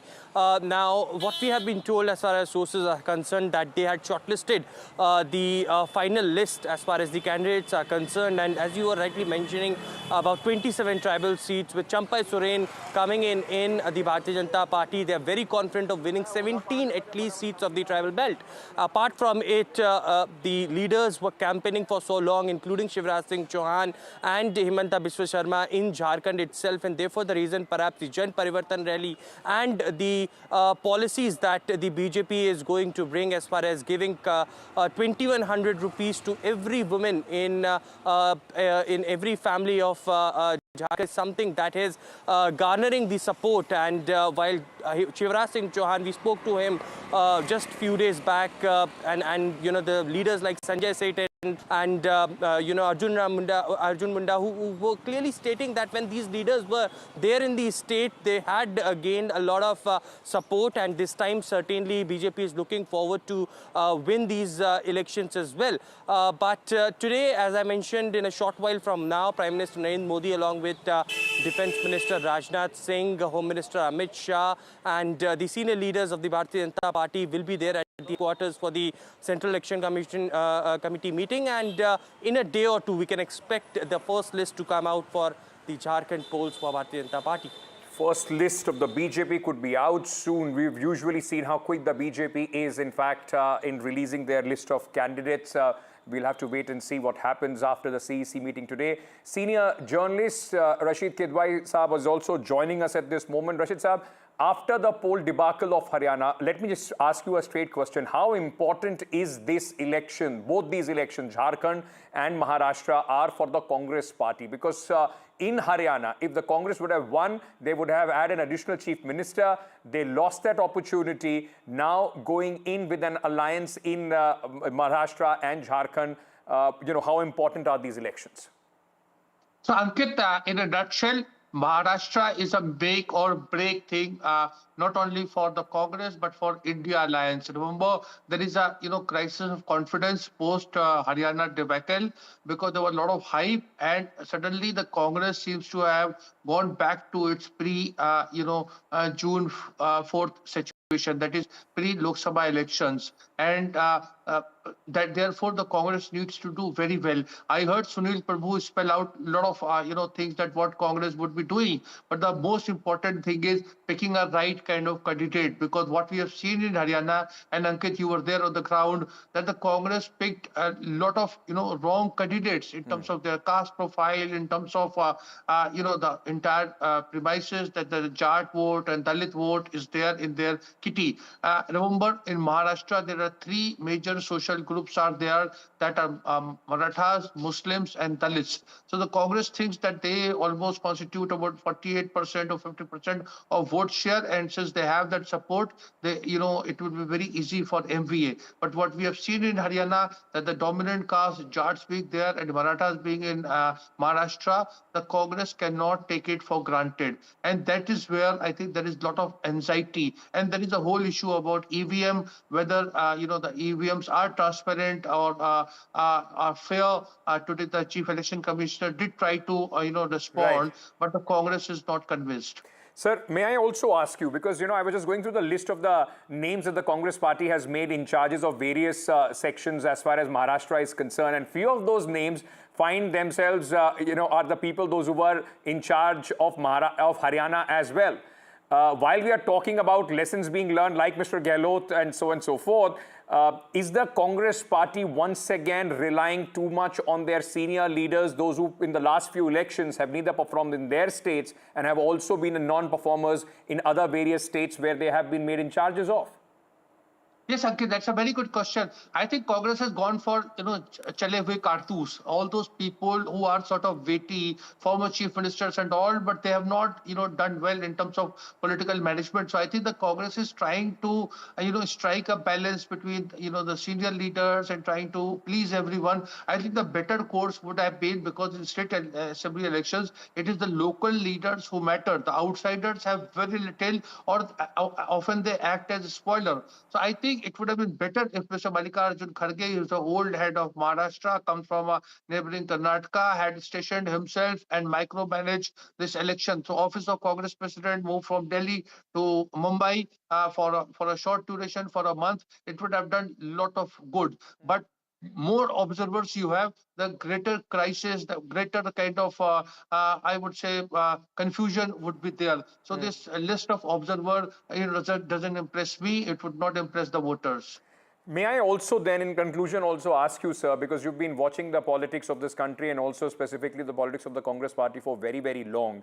The Congress party leaders, like in Haryana, we kept hearing them that we would stake our claim to the chief minister's post. Possibly Congress is going to fight the maximum number of seats. And is the Congress at this moment? Do you see the Congress trying to stay away from those mistakes? Don't think that the election is won and talk about the chief ministership. First, win the election and then come to that conclusion. Again, I wish I would have said yes. The answer is no, because the Congress still lacks that kind of last mile connect in terms of electioneering on the polling day, management of poll booth. I mean, today they are trying to manage, EVM. They're saying they will have volunteers to keep a vigil on EVM before election, during election, and after election.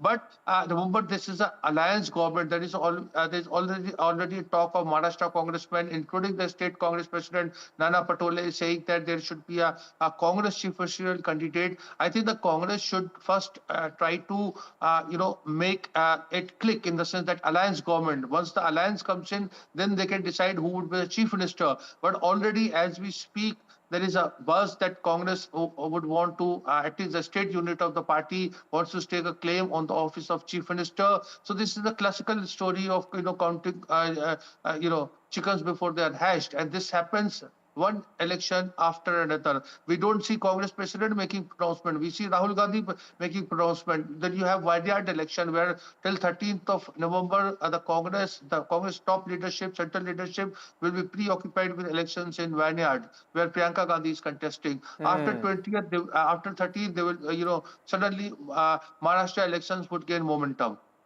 That's a very, very important point that you have made, sir. Priyanka Gandhi, the Congress party would hope, or at least will try and make sure that her debut in the Lok Sabha, she wins with a big margin. The Wayanad elected Rahul Gandhi. Will they share the similar love for Priyanka Gandhi is also at this moment will be tested on 13th of November. Thank you so much, Rashid Ji Baud, for joining us at this moment. Thank you for your views on how these elections are very, very important as far as the specifically the Congress party is concerned. Of course, the BJP would be hoping that they carry on the momentum in Maharashtra, in Jharkhand that they have gained from Haryana. But these elections, ladies and gentlemen, and make no mistake about it, are going to have, especially Maharashtra is going to have far-reaching consequences and impact on the national politics of this country. Quick break. We are coming back. Stay tuned.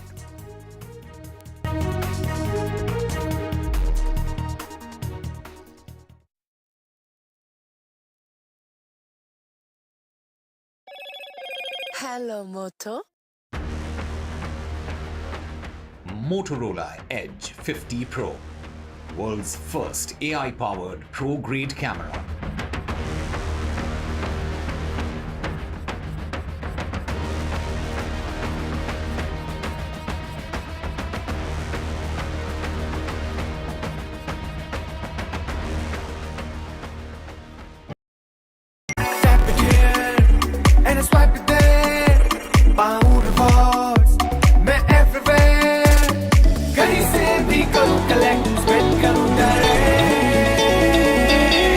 Download any single ID partner app, link your card and earn reward with top brand. Get it free with single ID. I've been reporting on all issues big and small from Andhra Pradesh, Telangana, rest of South India, bringing you all the action, all that you need to know, all that you want to know. The energy of Maximum City is infectious. I bring in that energy in our news coverage from financial capital Mumbai. India's IT capital is always buzz. It's literally a city that never sleeps. And I keep you ahead on all the Bengaluru buzz. Covering from the southernmost part of India over the last 23 years, I bring in-depth and 360-degree coverage from the Dravidian heartland. The land of Mishti is also known for its bitter politics. I have seen much water flow under the Howrah Bridge, covering Bengal in all its vivid colors.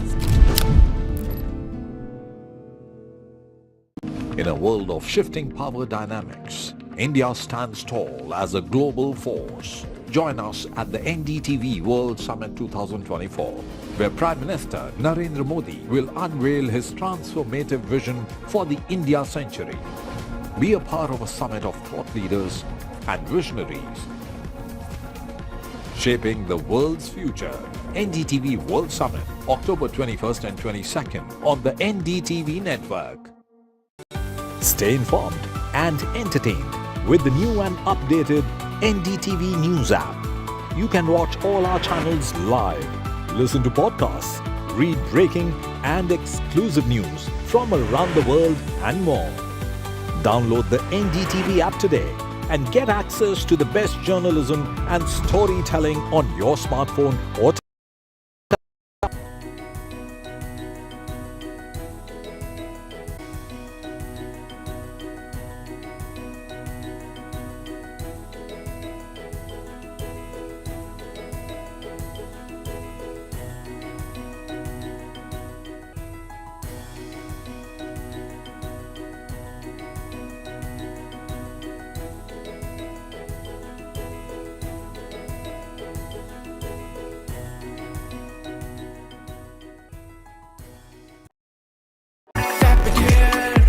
and it's right there.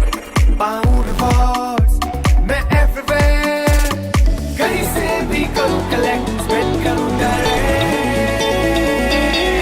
Download any single ID partner app, link your card and earn reward with top brand. Get it free with single ID. I've been reporting on all issues big and small from Andhra Pradesh, Telangana, rest of South India, bringing you all the action, all that you need to know, all that you want to know. The energy of Maximum City is infectious. I bring in that energy in our news coverage from financial capital Mumbai. India's IT capital is always buzz. It's literally a city that never sleeps. And I keep you ahead on all the Bengaluru buzz. Covering from the southernmost part of India over the last 23 years, I bring in-depth and 360-degree coverage from the Dravidian heartland. The land of Mishti is also known for its bitter politics. I have seen much water flow under the Howrah Bridge, covering Bengal in all its vivid colors.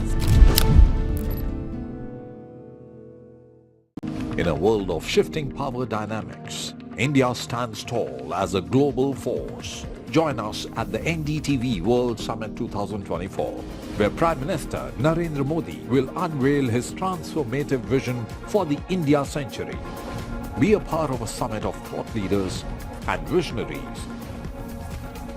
shaping the world's future. NDTV World Summit, October 21st and 22nd on the NDTV network. Stay informed and entertained with the new and updated NDTV News app. You can watch all our channels live, listen to podcasts, read breaking and exclusive news from around the world and more. Download the NDTV app today and get access to the best journalism and storytelling on your smartphone or tablet. The NDTV app. News that matters to you. Tap it here and it's right there. पाऊँ rewards, मैं everywhere. कहीं से भी करूँ collect, spend करूँ direct.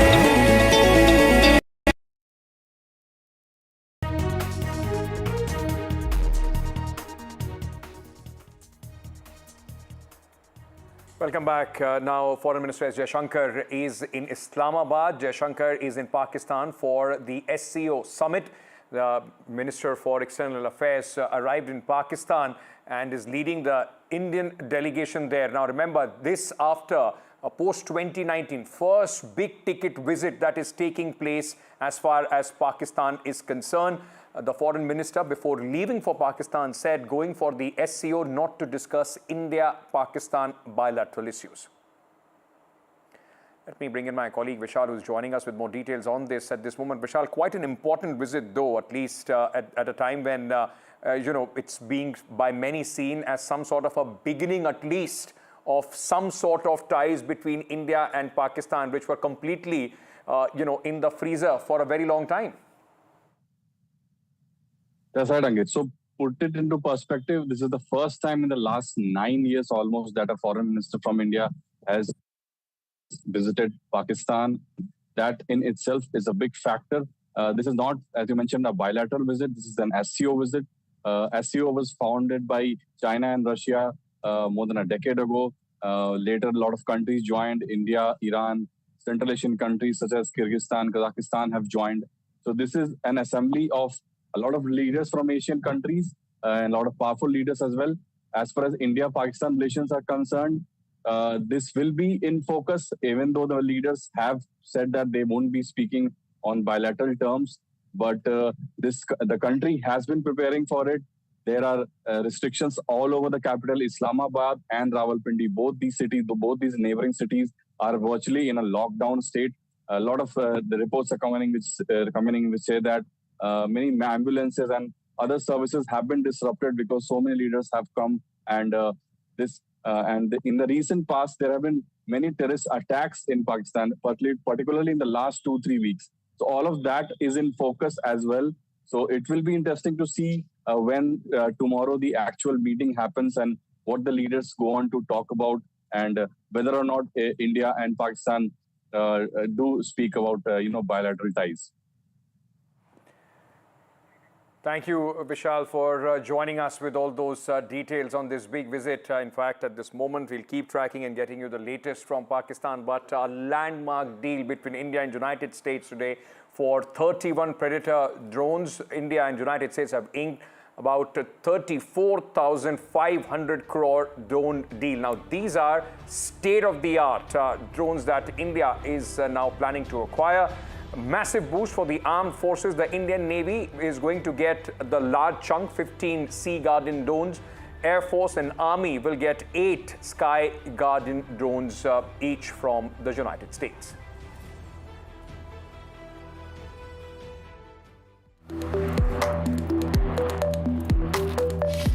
The MQ-9B Sea Guardian, the most advanced maritime reconnaissance drone in the world, capable of flying up to 40 hours non-stop, while potentially tracking Chinese and Pakistani warships, pirates out at sea, or any naval threat. The Navy will get 15 Sea Guardians, while the Army and Air Force will get 8 Sky Guardian drones each, meant to keep an eye out along the Himalayan frontier. The total value of the deal is 32,000 crore rupees, and the first drones will start entering service in about 4 years. The MQ-9B is the world's best military unmanned capability for doing that. So with a very high endurance as well as a very high altitude at which it can operate, equipped with long-range radars for detecting and targeting ships at sea or military equipment on land. They're equipped with long-range SIGINT and ELINT sensors, large aperture video sensors, etc., with long-range and short-range potential of carrying weapons. The Sea and Sky Guardian drones, which will also be maintained, repaired and overhauled in India as part of the deal, will be a huge boost for India's armed forces. These come at a time when China, the world's largest drone manufacturer, has deployed a host of new drones in Tibet, all directed at India, as these satellite images broadcast on NDTV show. The drones can also be armed with short-range missiles, though the primary role will remain persistent intelligence-seeking missions, when imagery, day and night, and through a host of other sensors, can be shared across platforms on a real-time basis. This will enable the Navy, Air Force and Army to react instantly to threats over land and out at sea when they emerge. Vishnu Shom for NDTV. All right, the cold-blooded murder of politician Baba Siddiki in Mumbai has sent shock waves across and once again brought back the memories of the Mafia Raj in Mumbai. My colleague Maria Shakil is in exclusive conversation with filmmaker Ram Gopal Verma, who has in fact made few movies on the underworld.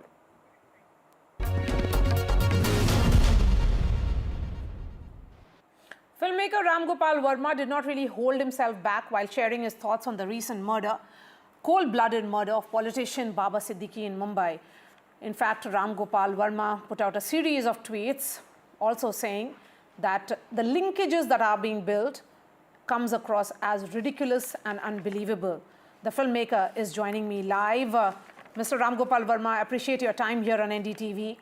Your cryptic post after Baba Siddiqui's murder and the whole friends of Salman Khan angle that they are being targeted by Lawrence Bishnoi gang has everybody guessing.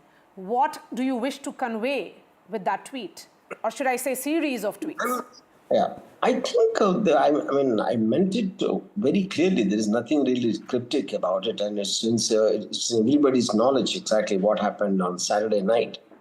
The point is, I think it's like in 90s, and I think the last time we heard about any underworld activities probably in 20 years back or maybe more than that, And suddenly when you think it's all calmed down, it won't happen, and out of the blue this hits, it's almost as if either you call it a resurgence or a new kind of an underworld.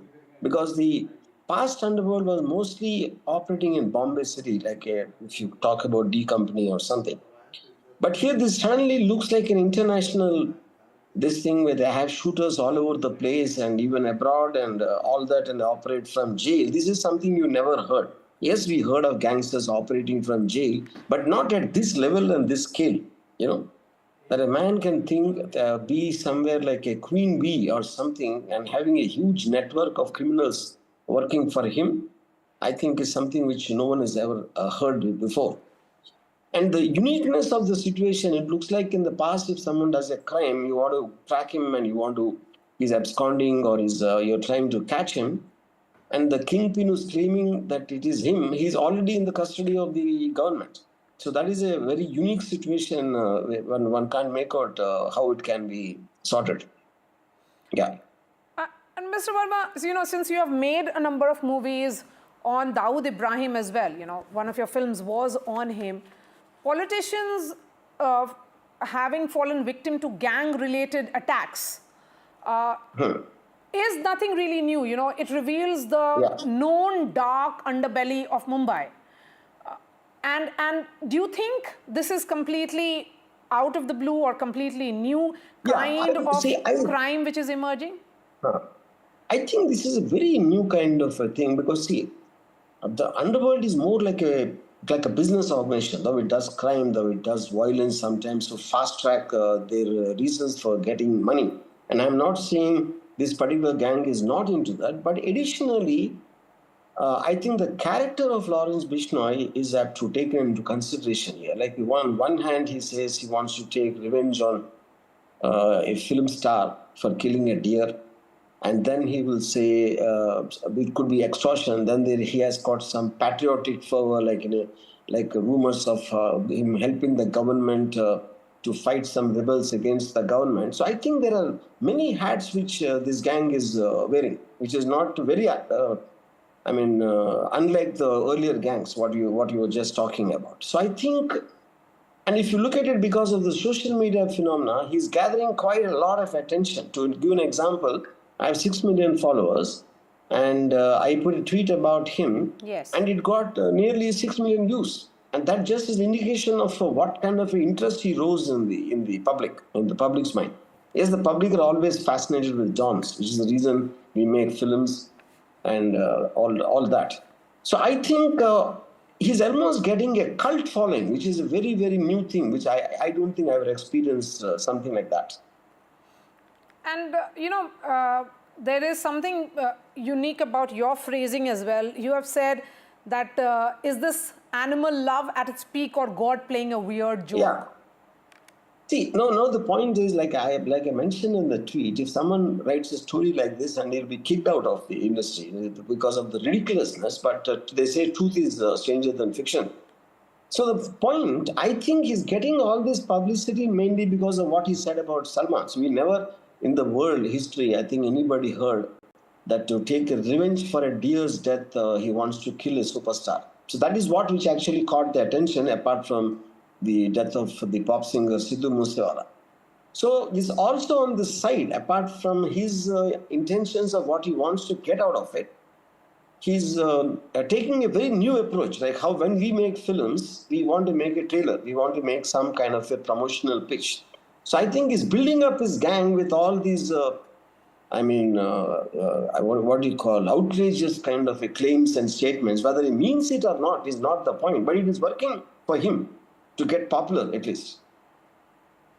And you say that this is almost like a cult-like following that he may have. Yeah. But But Mr. Verma, you know, I had a top cop on my show last evening, and he said that this is Lawrence Bishnoi announcing his arrival in Mumbai because there is a vacuum among the mafias or gangs in there after, you know, what is seen as not so active Dawood Ibrahim. Yeah, I think, like earlier mentioned, the D company used to operate primarily only in Bombay, never. So this guy seems to be all over the place. You hear about him in Punjab to Haryana to somewhere, and then of course what happened in Bombay, and then Canada, somebody being killed in Canada, this Punjab Khalistan Pro guy. So I think it looks like he's spread over across all over. It is not limited to one certain place, you know. And I think his operation style is very different compared to the gangs of 90s and 2000s. Yeah. He's almost like half becoming a cult leader. That's what I'm trying to say. His personality, the way he speaks on TV, you'll obviously get attracted to a man who speaks like that, you know. So I think that is a very different thing. If you look at it, you never heard Dawood Ibrahim speak. Very rarely you hear gangsters speak and trying to make a style statement. He's almost like he's making a style statement. That is, I mean, I know it sounds ridiculous for me to say that about a gangster, but that is the nearest I can explain and I can think about it. Yes, we certainly do not wish to glorify him. But Mr. Ramgopal Verma, my question is also that, you know, what's becoming evident here is that politicians, mafias, Bollywood, everything seems to be intertwined or having some linkages. Would you also say, and have you in past faced live threats? Because, you know, what played out... See, I never did, actually. I mean, in fact, because of the films I made, Satya and company, those guys kind of used to like me. I don't know whether to take that as a compliment, you know. So I personally myself have never received threats from the underworld. But coming back to this, I don't believe in today's time, if we saw a lull into last 20 years, nothing like this happened. Because I think the underworld is also patronized by businessmen, by some film industry people, and they're kind of mixed up. And that kind of a bondage has gone completely, it disappeared in the last 20 years, you know. So I don't think any legitimate businesses and legitimate politicians want to take the help of the underworld to sort out their problems. Because of that, I think this is more towards a cult, building a cult. It's like, you know, I want to get justice for something, or he's acting like a vigilant, and at some point of time is bringing religion of the Bishnoi. And I think there's multiple hats he's wearing. You don't know exactly how to pinpoint to call it an underworld gang. I don't think it is that. And is this real life sensational murder, does it make you really think as to, is it about law and order situation? What has gone wrong with your city, the city that you love so much, and the city where you work? Yeah. See, I mean, the point for me is, in such a large country and so many, it's not like anywhere in the world they could stop crime forever. Even in an advanced country like US also, it happens, you know. So I think every once in a while something unexpected like this comes, and by being unpredictable, it can throw the entire system out of gear because they're not prepared for a man like this, how to deal with him, you know. So I hope that it will be tackled, though I see it is not going to happen in the short time. You know, I don't think it's going to happen because you have to change a lot of things, and so many institutions have to come together to tackle this. And then the whole him bringing the communal card and X and Y and everything, I feel it's going to be there for some time.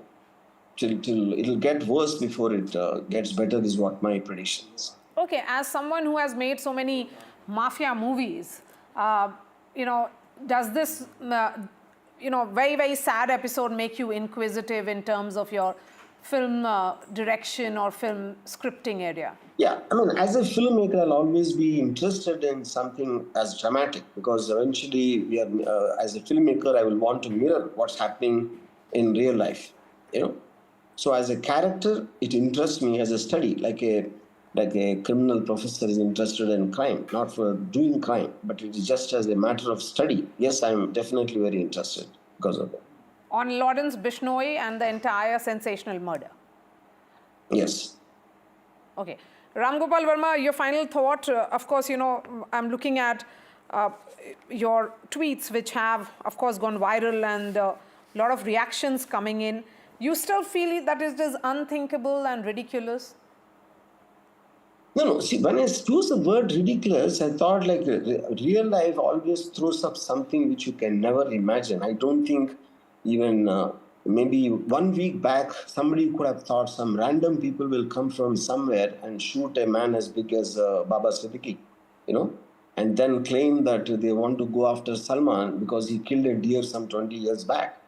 I think the unpredictability of that kind of a character is what is making everyone talk about it, you know. So I think that is something which you can't predict, a person like this. And it is a personality of Bishnoi which is actually making the point. If in this entire equation, if you take out that him wanting to kill Salman because of the deer, I don't think anybody will be that interested. Because killings happen all the time. It's not like it's such a... But in the way he's talking, for what he is doing, the motive is what which is shocking, which is completely something which no one has ever heard before. All right, Ram Gopal Verma, thank you so much for joining us and sharing your thoughts with NDTV. Thank you.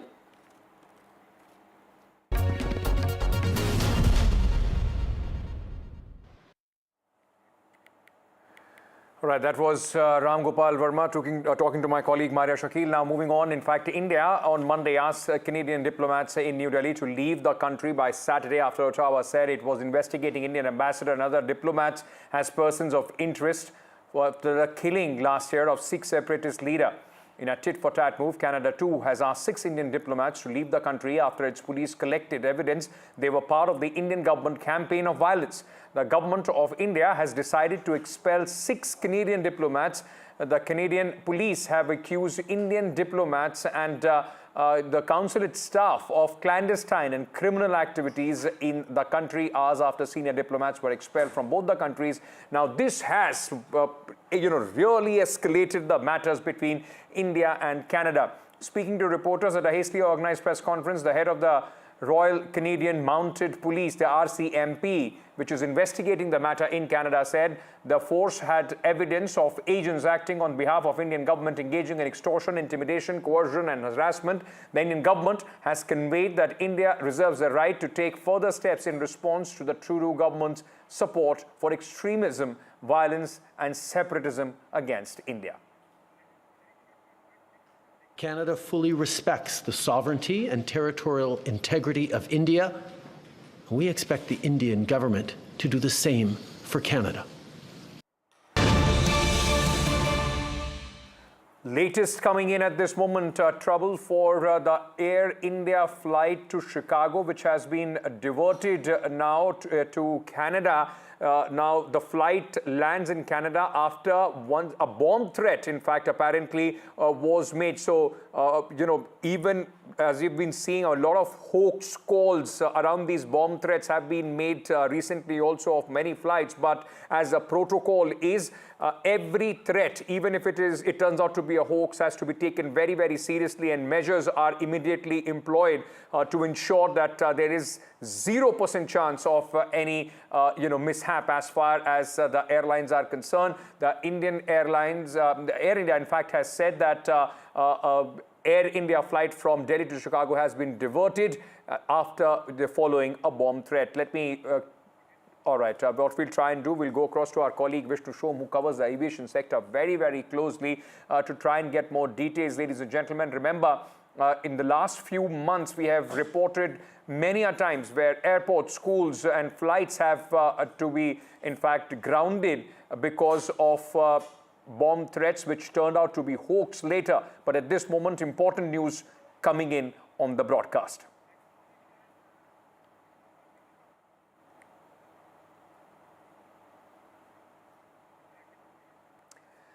So news coming in, the Indian Airlines Air India flight, in fact, which was on its way to Chicago, United States, was diverted to Canada, has landed now, And at this moment, all the various necessary steps are being taken, are conducted to ensure that this threat which was made on this flight to in fact check all the possible angles as far as this flight is concerned. Remember, all these threats are taken very, very seriously. At this moment, what we know is that as a precautionary measure, this Air India flight has landed in Canada.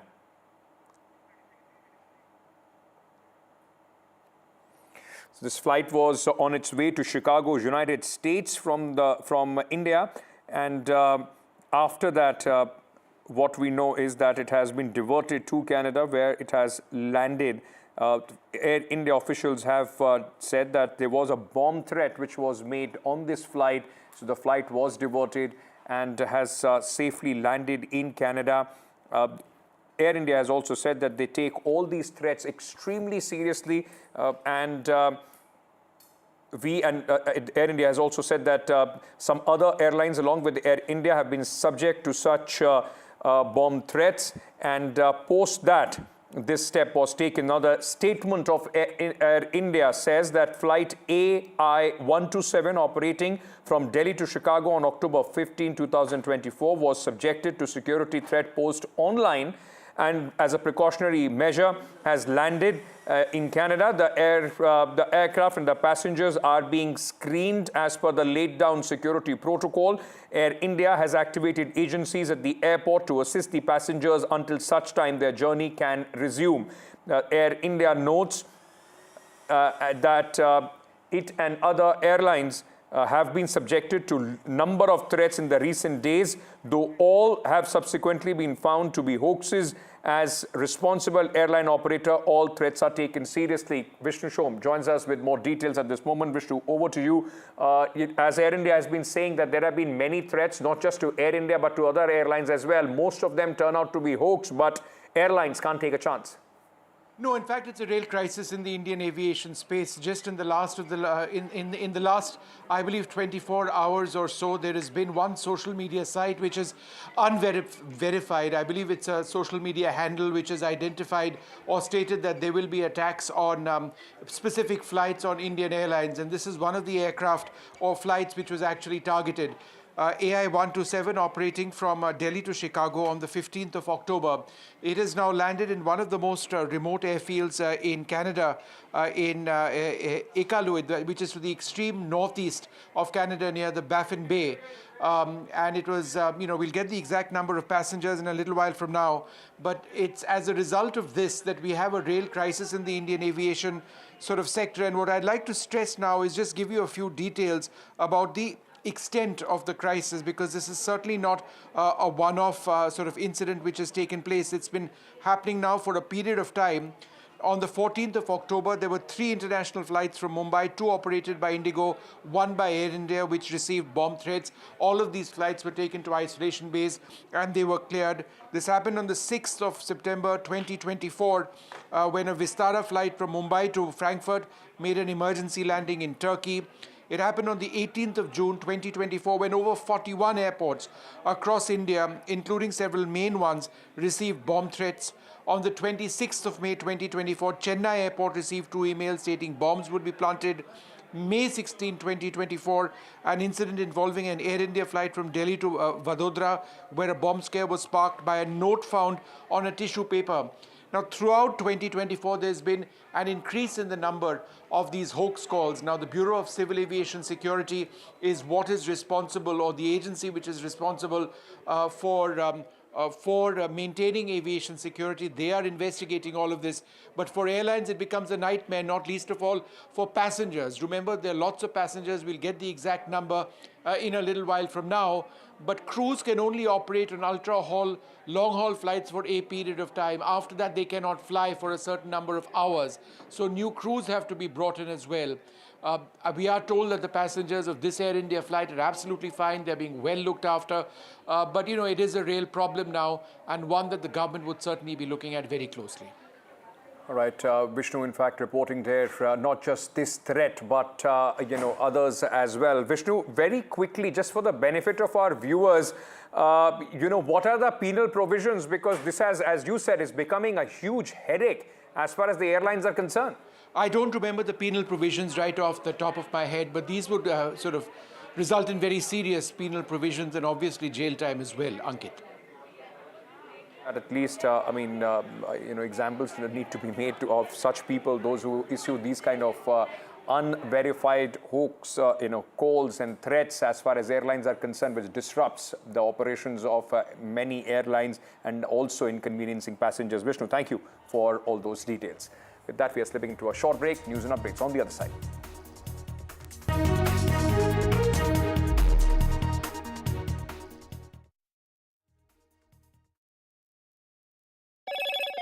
Hello, Moto. Motorola Edge 50.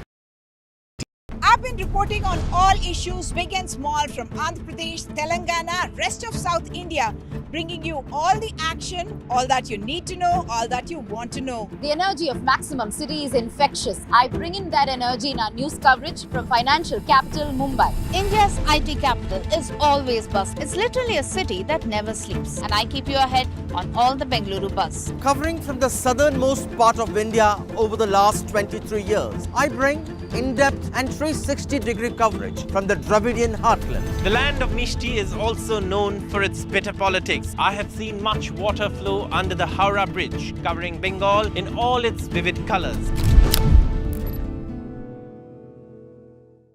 In a world of shifting power dynamics, India stands tall as a global force. Join us at the NDTV World Summit 2024, where Prime Minister Narendra Modi will unveil his transformative vision for the India century. Be a part of a summit of thought leaders and visionaries, shaping the world's future. NDTV World Summit, October 21st and 22nd on the NDTV network. Stay informed and entertained with the new and updated NDTV News app. You can watch all our channels live, listen to podcasts, read breaking and exclusive news from around the world and more. Download the NDTV app today and get access to the best journalism and storytelling on your smartphone or tablet. The NDTV app. News that matters to you. I've been reporting on all issues, big and small, from Andhra Pradesh, Telangana, rest of South India, bringing you all the action, all that you need to know, all that you want to know. The energy of Maximum City is infectious. I bring in that energy in our news coverage from financial capital Mumbai. India's IT capital is always buzz. It's literally a city that never sleeps. And I keep you ahead on all the Bengaluru buzz. Covering from the southernmost part of India over the last 23 years, I bring in-depth and 360-degree coverage from the Dravidian heartland. The land of Mishti is also known for its bitter politics. I have seen much water flow under the Howrah Bridge, covering Bengal in all its vivid colors. In a world of shifting power dynamics, India stands tall as a global force. Join us at the NDTV World Summit 2024, where Prime Minister Narendra Modi will unveil his transformative vision for the India century. Be a part of a summit of thought leaders and visionaries, shaping the world's future. NDTV World Summit, October 21st and 22nd on the NDTV network. Stay informed and entertained with the new and updated NDTV News app. You can watch all our channels live, listen to podcasts, read breaking and exclusive news from around the world and more. Download the NDTV app today and get access to the best journalism and storytelling on your smartphone or tablet. The NDTV app. News that matters to you. I've been reporting on all issues big and small from Andhra Pradesh, Telangana, rest of South India, bringing you all the action, all that you need to know, all that you want to know. The energy of maximum city is infectious. I bring in that energy in our news coverage from financial capital Mumbai. India's IT capital is always buzz. It's literally a city that never sleeps. And I keep you ahead on all the Bengaluru buzz. Covering from the southernmost part of India over the last 23 years, I bring in-depth and 360-degree coverage from the Dravidian heartland. The land of Mishti is also known for its bitter politics. I have seen much water flow under the Howrah Bridge, covering Bengal in all its vivid colors.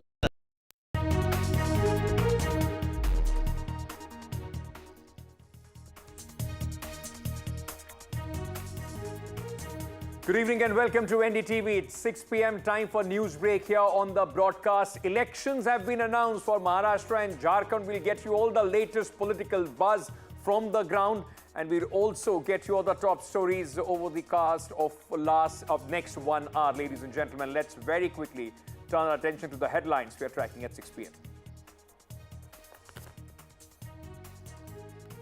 Maharashtra to vote on November 20th. Counting for the votes for both Maharashtra and Jharkhand to take place on 23rd November.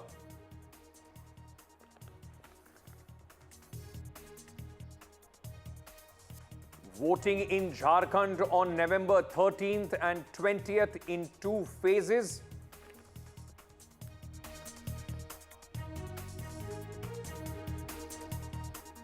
ECI Chief Commissioner responds to opposition's EVM tampering remark. CEC draws parallel with pagers, says pagers are linked and can be tampered, but not the EVMs. They are 100% foolproof. Congress announces poll observers for Maharashtra and Jharkhand. BJP poll body meeting on Maharashtra tomorrow. Maharashtra Chief Minister announces Diwali bonanza for BMC workers, hours ahead of the poll dates. Mumbai police makes 4th arrest in Baba Siddiki murder case from Uttar Pradesh. Cops established link to Salman Khan house firing case as well. Foreign Minister S.J. Shankar arrives in Pakistan's Islamabad for the SCO summit.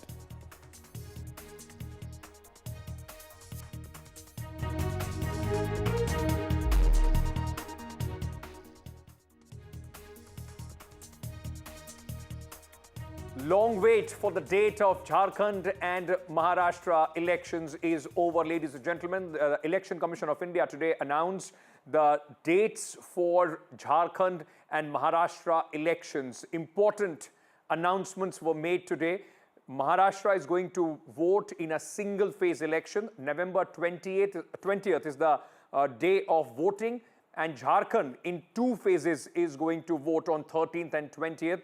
The results for both these states are going to be announced on 23rd of November. Along with these 2 states, by-polls for various assembly seats across the country, specifically speaking about important, in fact, in Uttar Pradesh, 9 seats there. And along with that, 2 Lok Sabha seats are also, the schedule have also been announced by the Election Commission of India. In their press conference today, the ECI also took some questions regarding the EVMs, tampering charges have been made by the opposition parties. Let's first listen in to what the Election Commissioner said about the elections. The schedule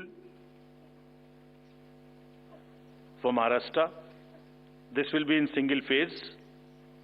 The notifications, date of notifications are in front of you. 22nd October would be date of notification. Last date of making nomination would be 29th October. Scrutiny on 30th October. And last date for withdrawal 4th, and date of poll in Maharashtra would be 20th 11. Counting would be on 23rd 11 24, and you will notice that date of poll is Wednesday. Now, friends, coming to Jharkhand, schedule would be like this. Jharkhand would be in 2 phases. The date of poll, first phase would be on, date of poll would be on 13th November, and the second phase would be along with Maharashtra on 20th November. So the date of issue of notification for Jharkhand phase 1 would be 18th and for phase 2 would be 22nd along with Maharashtra. Nominations for phase 1 would be till 25th of October and for phase 2, 29th. This slide we will share with everyone. And date of poll would be 13th November and 20th November, both Wednesdays. And date of counting would be 23rd 11, that is Saturday. Right. So just to get a sense of how the announcement of dates has increased the political activity and the buzz on the ground, let me introduce my colleagues, those who are joining us for a 360-degree perspective. Anuj is joining us from Mumbai to speak about what's happening in Maharashtra.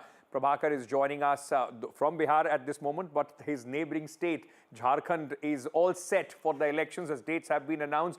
Sunil Prabhu joins us to get us a sense of the Congress's strategy. We'll also be joined by Akhilesh Sharma to give us a sense of when the BJP is expected to announce their candidates, for Jharkhand and Maharashtra. But let me start with you, Anuj, at this moment.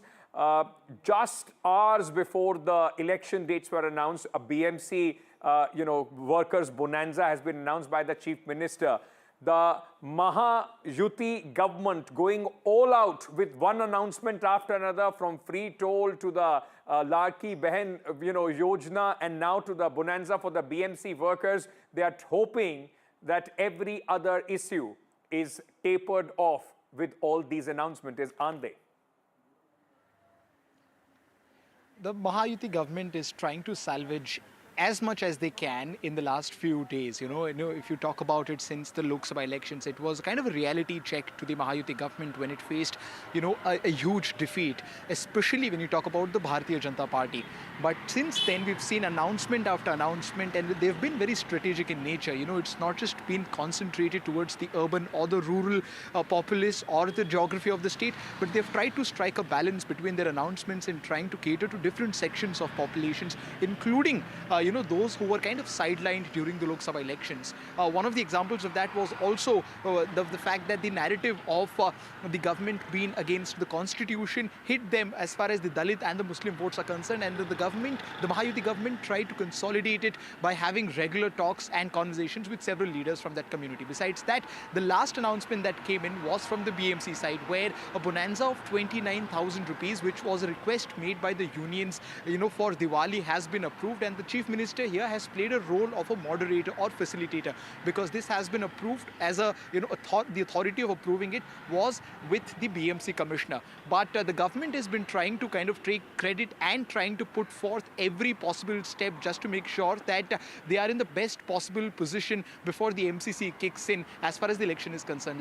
Yesterday we saw in the last cabinet meeting that took place, there were multiple decisions that were taken. Of course, the more prominent one of that was the waiving the tolls in the 5 major entry points in Maharashtra. But besides that too, there were several other rural-centric schemes that were brought in, be it irrigation, lift irrigation, or the river connection project in Marathwada. So the Mahayuti government has been on track and has been trying to salvage as much as they can before the election kicks in.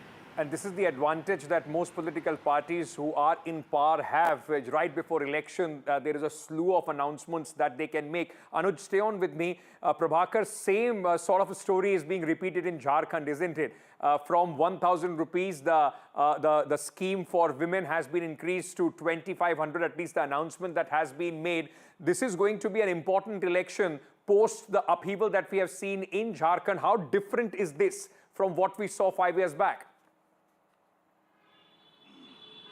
Yeah, at least the JMM would like to believe that, because this is a very ambitious plan which they had actually launched, ambitious scheme, I would say, and it's called Maiya Samman Yojana. Maiya, basically under this scheme, 1,000 rupees was to be given to women folks cutting across the caste line, and JMM was actually hoping that they would be able to develop women as a conscience, and it will yield results in the elections to come. To counter this, BJP actually announced that if they are voted to power, they would give 2,500 rupees per month. And JMM later went on to match that. So that's still an announcement, and that would happen only if JMM is voted back to power. But talking about Jharkhand, both the factions, they have pulled up their socks, they are ready, and They were on ground for last 1 year. We have seen hectic campaigning in terms of launching of the schemes and holding meetings and rallies in various districts of Jharkhand by the Chief Minister Hemant Soren. Also, both the in charges of BJP for NDA, both Shivraj Singh Chauhan and Hemant Vishwa Sarma, they have been almost camping in Jharkhand, preparing for this D-Day, which has been now announced today. Now, remember, if you talk about both the factions, the India Alliance already has a face. Hemant is the face there, and JMM is in the driving seat. As far as the NDA is concerned, BJP is still trying to kind of settle the number of seats which is to be shared, because they have 3 new alliance partners, which is JDU, Chirag Paswan, and Jitan Ram Manjhi. Right. Sunil, before I come to you, our colleague Soni just pointed out, look at the, that's what we call the diversity in India. At this moment, Anuj is standing in the almost bright sunlight, at least in Mumbai, where it's absolutely dark behind Prabhakar. And we are still in the middle here in Delhi, not that dark, not that bright as well. And that is the challenge for the Congress party, isn't it? Both states very, very different, and both the states have very different challenges for the Congress party. In Jharkhand, they are minor player, but in Maharashtra, the Congress would believe they have a major role to play in what happens not only in this election and the results of this election possibly on the Congress party going forward. That's so true. And in fact, in both the states, the playbook has been the same. If you actually look at the way things have played out in Maharashtra, there's been, as Mr. Ramesh Channitala told us in an exclusive interview yesterday, that, the government there is being led by, according to him, and allegedly by CBI ED. The fact that they were able to break the Shiv Sena as well as the NCP party, and that's how they were able to prop up a government with the BJP there. And in the same way, the JMM, I think history will remember that there were an attempt by the Assam Chief Minister to take MLAs from the Congress party.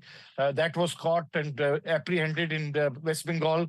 So a lot of water has flown under the bridge. Now it's election time.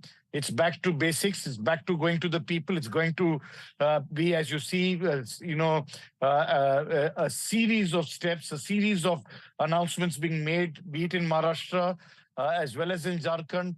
And nobody really talks today anymore, Ankit, about model code of conduct. That's given a go-by. There might be, petitions in the Supreme Court about freebies, but for political parties, be it the BJP, be it the Congress, be it any regional party, that's not an issue at all. So the Congress learning, tweaking itself, reassessing its situation, appointing important observers in different parts, different people to oversee the whole thing. I beg your pardon for interrupting you, but on this point of observers, many of these observers, you will find their names common in what, in Haryana as well. Many would suggest, or at least argue, few of them have been non-performers. Their performance in the recent state of Haryana is also under scrutiny, and they have been given opportunity in a state like Maharashtra. Actually, the screening committees there played a critical role in Haryana. The observers came in a little bit too late, and by then the damage had already been done. It was a little bit of overconfidence, the rebel factor, the infighting, the fact that they weren't able to take things along. So if you say Ashok Gehlot today is, also an observer in Maharashtra, but they've divided it into 4 different regions so as to be able to ensure that, there's quick decision-making, there's no rebels there, re-strategizing, because today elections are fought not only against political parties. You are fighting various agencies, you're fighting money power, which you are limited to as an opposition party. And you're up against a huge amount of imponderables which cannot be even said on air. Absolutely. And, with all that, it will be interesting to see how it pans out at this moment. Akhilesh Sharma is joining us at this moment. Akhilesh ji, by when are we expecting the Bharatiya Janata Party? Because important meetings are taking place. The CEC meeting for Jharkhand is, if I'm not wrong, is already on. By when are you expecting the finer details of the seat announcement, who is going to be the face or not, all those details? By when are you expecting that?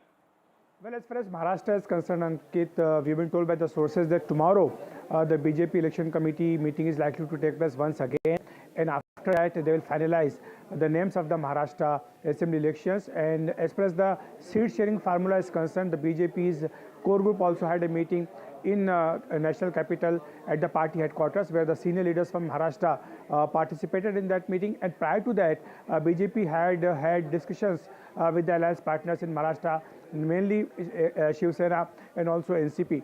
And we've been told by the sources that BJP is likely to contest anything between 158 to 162 seats. And as far as Shiv Sena is concerned, Shiv Sena is likely to contest around 90 seats and NCP around 50. So this is the broad formula. And apart from these three main parties, some smaller parties are also with the Mahayuti in Maharashtra, and they may be given another 10 seats. As far as the question of who's going to be the chief minister is concerned, so far BJP leaders are not saying anything about it.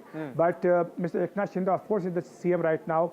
But the formula has been, when the BJP was in the alliance with the erstwhile Shiv Sena, that whosoever wins the most number of seats, that will be the CM will be chosen from that party.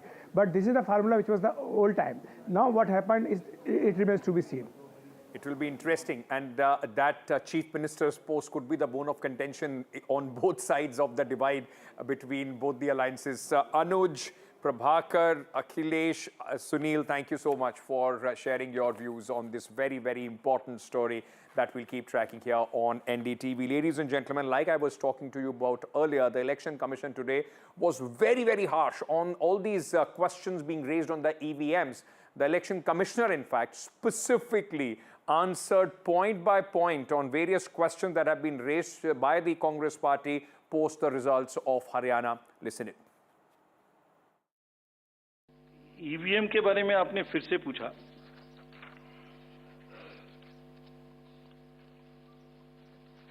बहुत बार मैं बता चुका हूं आपको, थोड़ा समय लगेगा तो फिर से बता देता हूं। 6 महीने, लगभग 5-6 महीने फर्स्ट एफएलसी शुरू होती है ईवीएम की। टेम्पर नहीं हो सकती, उसमें कोई कनेक्शन नहीं हो सकता। अभी लोग पूछते हैं, जब पेजर से उड़ा देते हैं तो ईवीएम को कैसे हैक नहीं कर सकते, ये भी पूछते हैं। जब कोई किसी कंट्री में पेजर से उड़ा दिया तो ईवीएम हैक हो जाएगी। अरे भाई, पेजर कनेक्टेड होता है, ईवीएम कनेक्टेड नहीं होती। मेरे पास में एक पूरा रिकॉर्ड है। ये हम जो भी ईवीएम की शिकायतें वायदे में आई हैं, वो हमारे पास 20 शिकायतें आई हैं।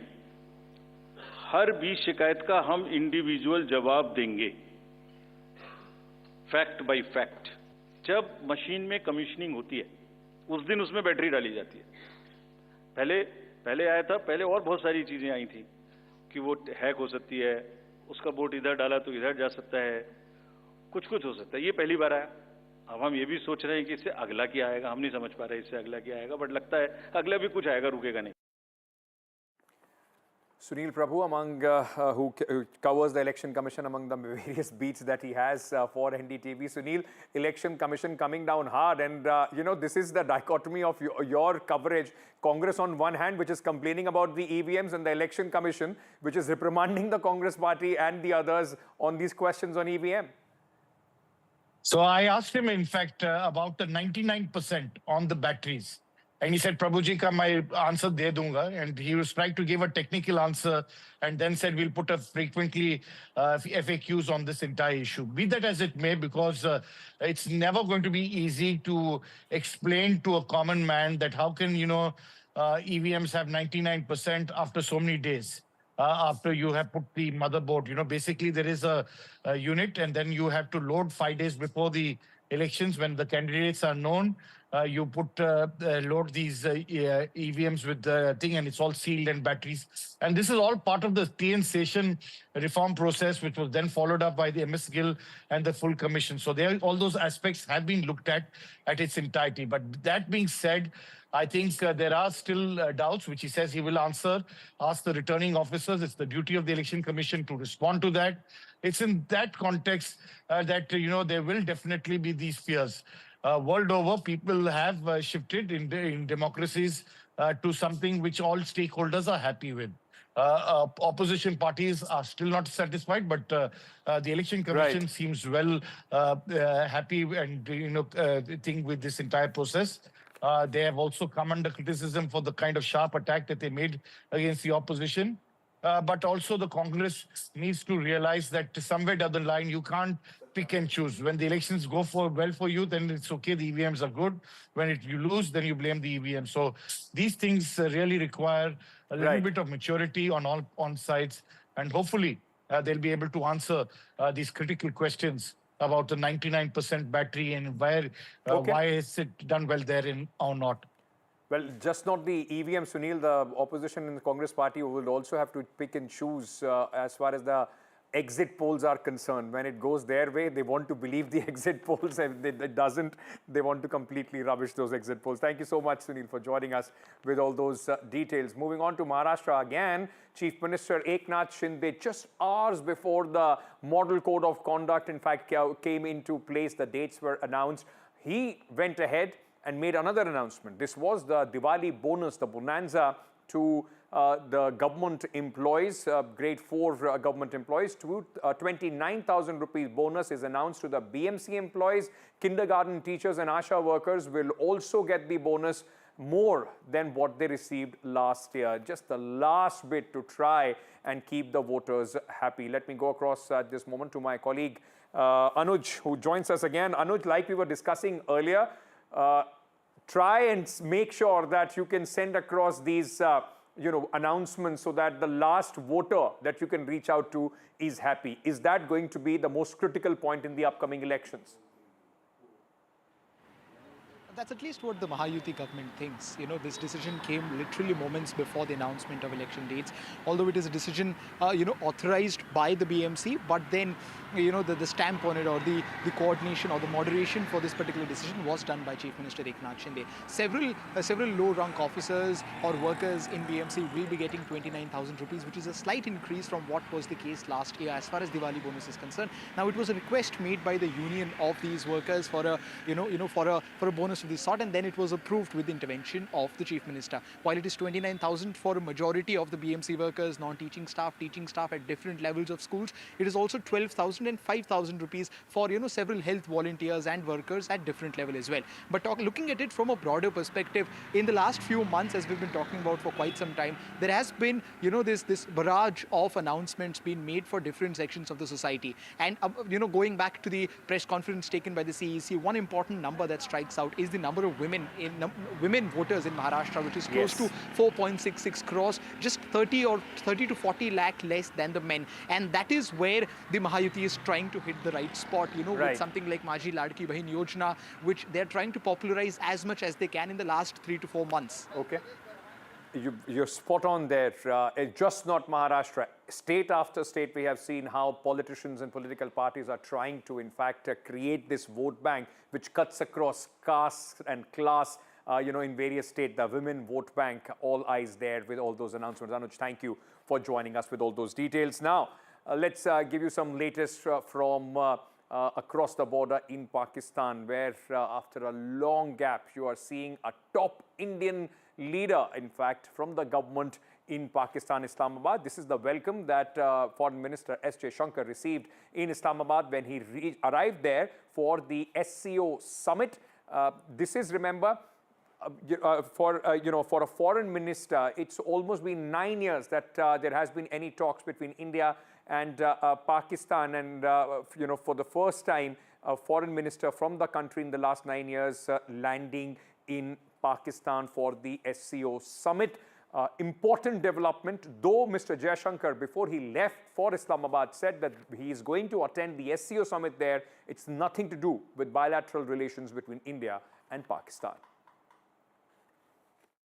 सबसे पहला सवाल आपसे यही है कि कितना आपको एक उम्मीद है इस बैठक से, ख़ासतौर पे जिस तरह से पाकिस्तान की माली हालत को लेकर तमाम जो बातें होती है, और एक ऐसा फोरम है जहां पे इकोनॉमिक कोऑपरेशन को लेकर तमाम जो मुल्क है वो बात करते हैं, तो पाकिस्तान की उम्मीद क्या है इस बैठक से? देखिए, ये जो कॉन्फ्रेंस है ये SCO की सेकंड हाईएस्ट फोरम है, जिसमें बिल्कुल आपने ठीक कहा, ये इकोनॉमिक मैटर्स पे फोकस करेगी, ट्रेड पर होगा, क्लाइमेट चेंज पर होगा, और ये एक मौका है जहाँ पर SCO के ममालिक इकट्ठे होकर एक प्लेटफॉर्म पर जो हमारे कलेक्टिव चैलेंजेस हैं, डेवलपिंग कंट्रीज़ के मसाइल हैं, जो इंटरनेशनल सप्लाई चेन्स अफेक्ट हुई हैं, उसकी वजह से जो हम पर इम्पैक्ट आ रहा है, उस पर मिलकर कोई लाया अमल तैयार करेंगे एंड प्रेजेंट करेंगे एक vision how all of us can deal with this challenge जो हम सबको इम्पैक्ट कर रहा है। जी, एक मौका तो ये है मल्टीलैटरल बातचीत का, लेकिन जब भारत और पाकिस्तान की बात आती है और 9 साल के बाद भारत के विदेश मंत्री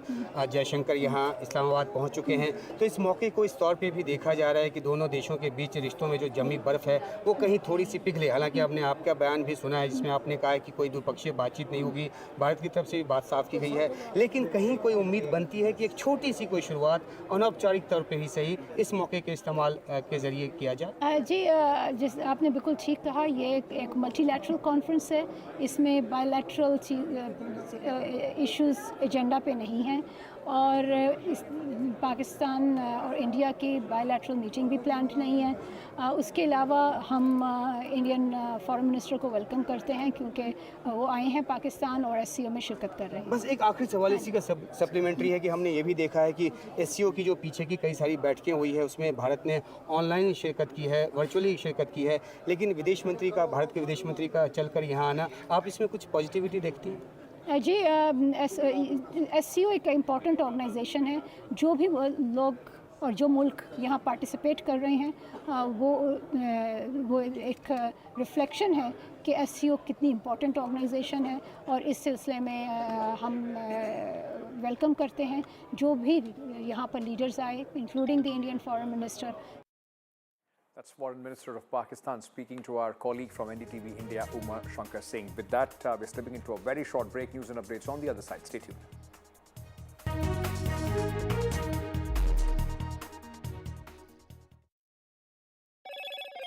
Hello, Moto.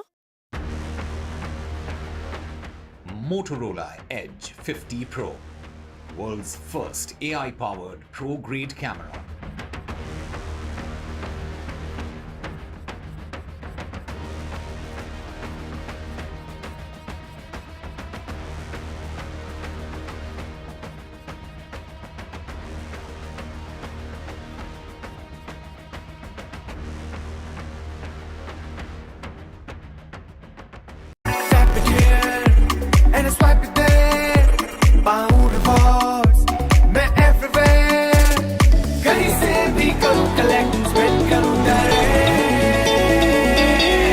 Download any single ID partner app, link your card and earn reward with top brand. Get it free with single ID. Stay informed and entertained with the new and updated NDTV News app.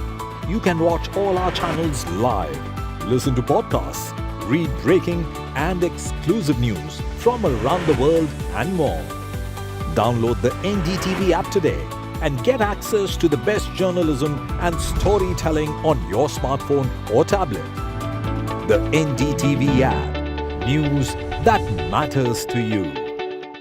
New day, new show, a new experience. Start your day with the news, not views. We bring you stories that matter and impact your life. News that informs and keeps you ahead. From Maximum City, Mumbai, to the seat of power, Delhi, NDTV brings you the best breakfast show. Breakfast news on NDTV, 8 a.m. every day. I've been reporting on all issues big and small from Andhra Pradesh, Telangana, rest of South India, bringing you all the action, all that you need to know, all that you want to know. The energy of Maximum City is infectious. I bring in that energy in our news coverage from financial capital Mumbai. India's IT capital is always buzz. It's literally a city that never sleeps. And I keep you ahead on all the Bengaluru buzz. Covering from the southernmost part of India over the last 23 years, I bring in-depth and 360-degree coverage from the Dravidian heartland. The land of Mishti is also known for its bitter politics. I have seen much water flow under the Howrah Bridge, covering Bengal in all its vivid colors. Tap it here and swipe it there. Pound rewards, मैं everywhere. कहीं से भी करूँ collect, spend करूँ direct. Download any single ID partner app, link your card and earn reward with top brand. Get it free with single ID. Stay informed and entertained with the new and updated NDTV News app. You can watch all our channels live, listen to podcasts, read breaking and exclusive news from around the world and more. Download the NDTV app today and get access to the best journalism and storytelling on your smartphone or tablet. The NDTV app. News that matters to you. New day, new show, a new experience. Start your day with the news, not views. We bring you stories that matter and impact your life. News that informs and keeps you ahead. From Maximum City, Mumbai, to the seat of power, Delhi, NDTV brings you the best breakfast show. Breakfast news on NDTV, 8 a.m. every day. I've been reporting on all issues big and small from Andhra Pradesh, Telangana, rest of South India, bringing you all the action, all that you need to know, all that you want to know. The energy of Maximum City is infectious. I bring in that energy in our news coverage from financial capital Mumbai. India's IT capital is always bust. It's Welcome back. Remember, we were just talking about an Indian Air India flight which has been diverted to Canada after a bomb hoax. Now, this is not just an isolated incident. There has been a few other flights which have also been grounded, ladies and gentlemen. What Vishnu was telling us earlier, our colleague, as many as 6 flights are impacted with these kind of threats which have been made online against these flights. It goes across to Indigo, Air India and some other airlines as well. Vishnu Shom joins us. Vishnu, as we were talking about this earlier, it seems to be a well-coordinated sort of a attack as far as these airlines are concerned. It caused a lot of inconvenience to many airlines and passengers. This is just an, it's an outrageous, it's a ludicrous situation which impacts any airline terribly. Forget the airlines, think about the passengers. To think that within a period of a little bit more than 24 hours, we've had 6 flights, including 4 international flights, which have been impacted by hoax bomb threats in India. There was an international flight from Mumbai to New York yesterday, Air India, which was diverted to Delhi. There was a flight today, another Air India flight from Delhi to Chicago, diverted to a remote airfield in Canada. There has been a flight today of Indigo as well from Dammam to India, which has been impacted. A flight on Air India Express from Ayodhya to Bengaluru, which was delayed. Yesterday, 2 flights from Indigo from Mumbai to the Middle East. Now, the situation is untenable. All of the threats themselves come from an unverified social media handle. The Bureau of Civil Aviation Security would be looking at this very, very closely. But this entire year has been terrible for airlines when it comes to that, because every other month you see an incident like this which takes place. Now, quite besides the finances of the airline themselves, remember, on ultra long-haul flights, crews are able to operate for only a certain number of hours. After that, there has to be a replacement crew. Number one. Number two, whenever there is a threat which arises, airlines will always take the prudent decision, A, of reporting it, and B, of ensuring that passengers get off that plane. So if it's a landing or if a flight is delayed, so be it at any cost, because safety obviously comes first.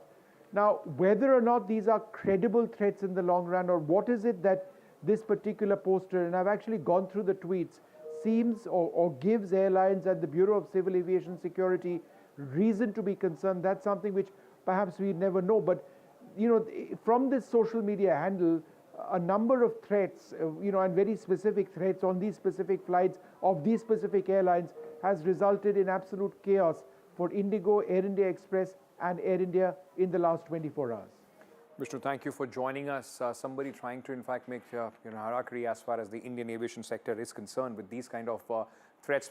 Most of them, and thankfully so, are hoax, but it does create a lot of problems as far as the airlines are concerned and also the passengers.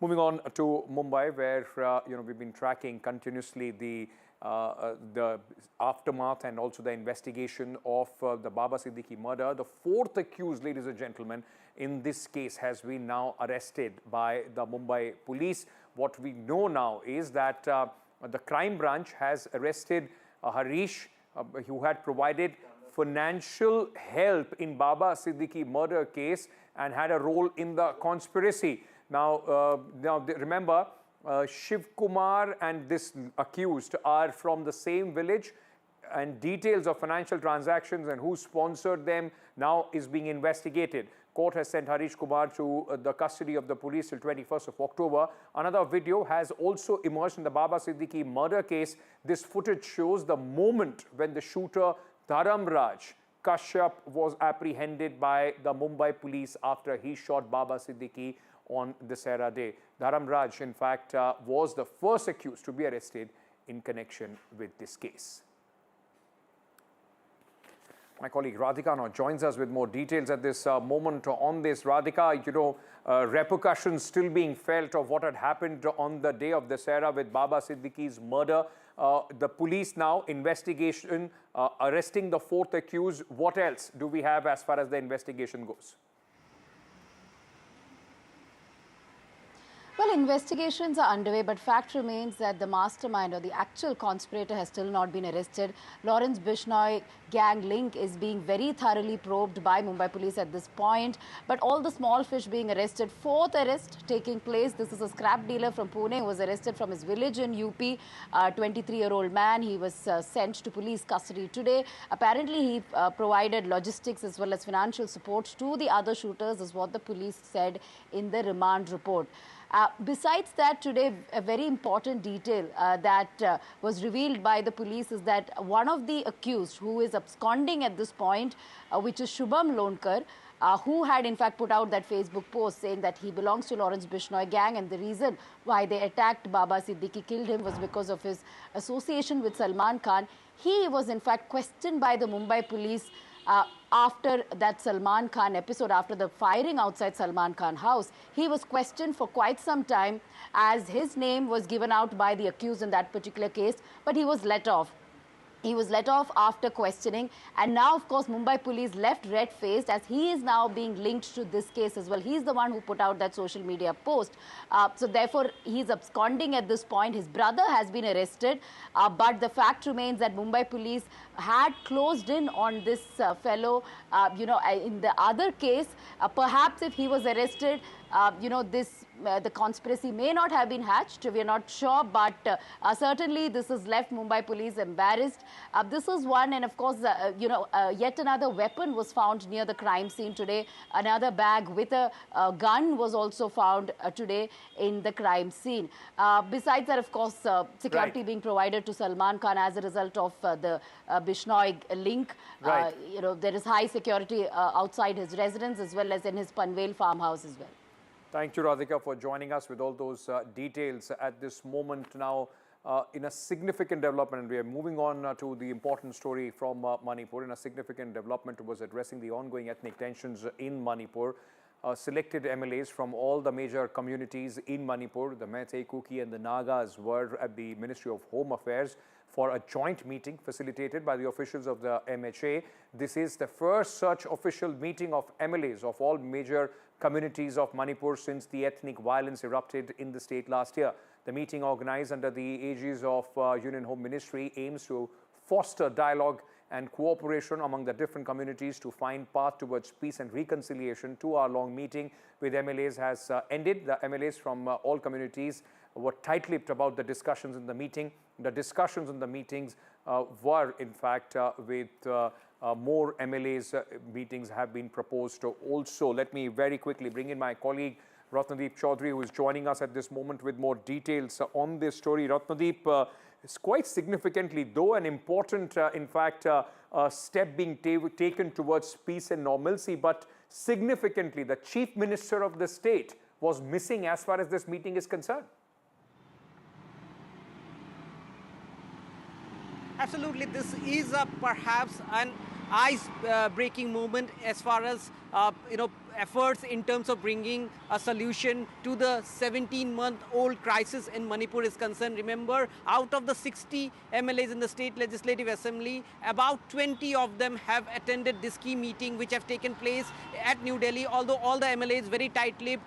What we have been given to understand that the Ministry of Home Affairs might issue an official statement, but what we are picking up unofficially from different sources is that all the communities were represented, including the two warring communities, the Meiteis and the Kukis, and the largest tribal group in Manipur, the Nagas. Now, today's meeting involved some of the key ministers from the Biren Singh government, although the Chief Minister himself was significantly missing out. But what we have been given to understand that Chief Minister actually had played a very key role in terms of getting first the Meiteis and the Naga MLAs to talk between themselves. Remember, there were several rounds of informal talks which were on, and the MLAs were contacted. In fact, MHA officials were informally, talking to the Kuki, Zomi community MLAs as well, and the ministers.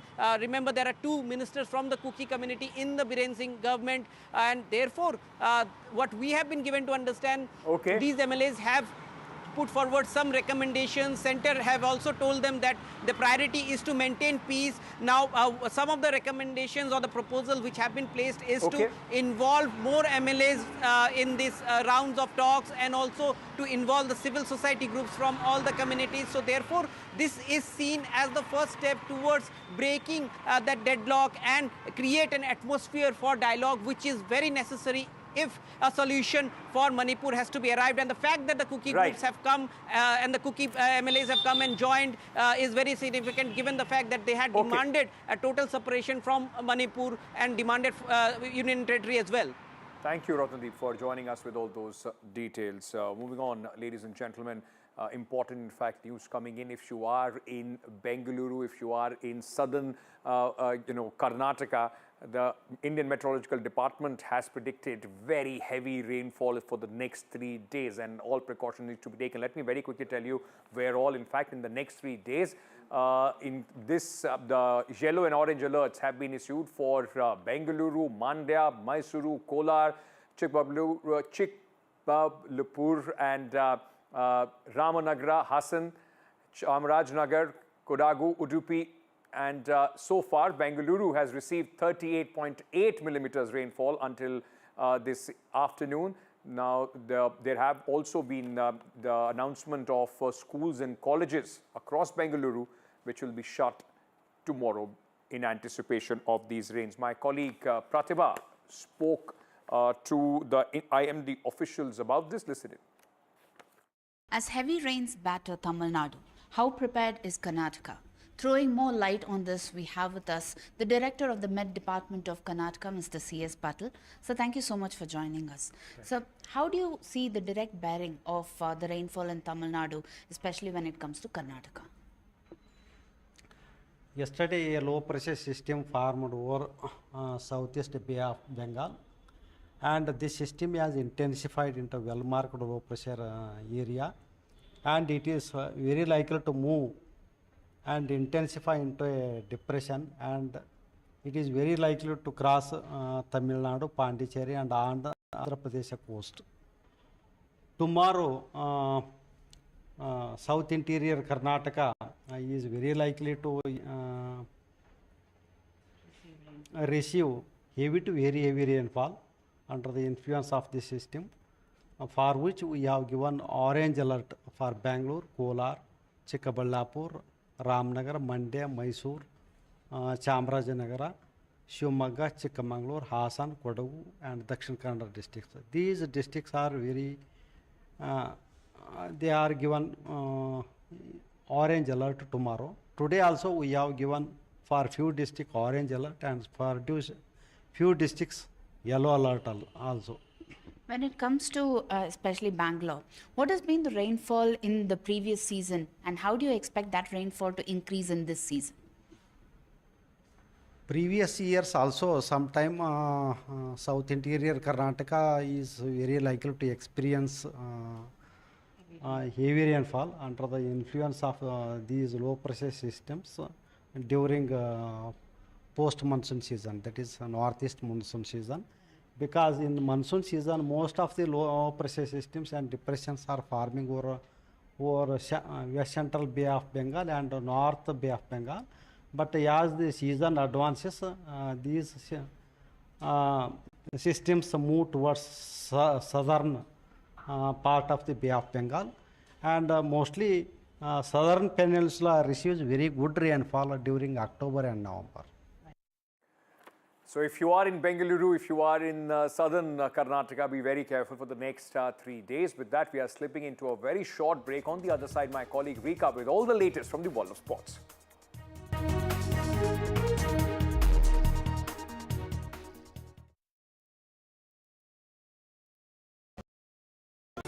Stay informed and entertained with the new and updated NDTV News app. You can watch all our channels live, listen to podcasts, read breaking and exclusive news from around the world and more. Download the NDTV app today and get access to the best journalism and storytelling on your smartphone or tablet. The NDTV app. News that matters to you. New day, new show, a new experience. Start your day with the news, not views. We bring you stories that matter And impact your life. News that informs and keeps you ahead. From Maximum City, Mumbai, To the seat of power, Delhi. NDTV brings you the best breakfast show. Breakfast news on NDTV, 8 a.m. every day.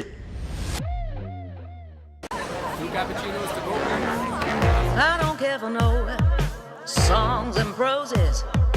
I don't care for no sweet boys with roses.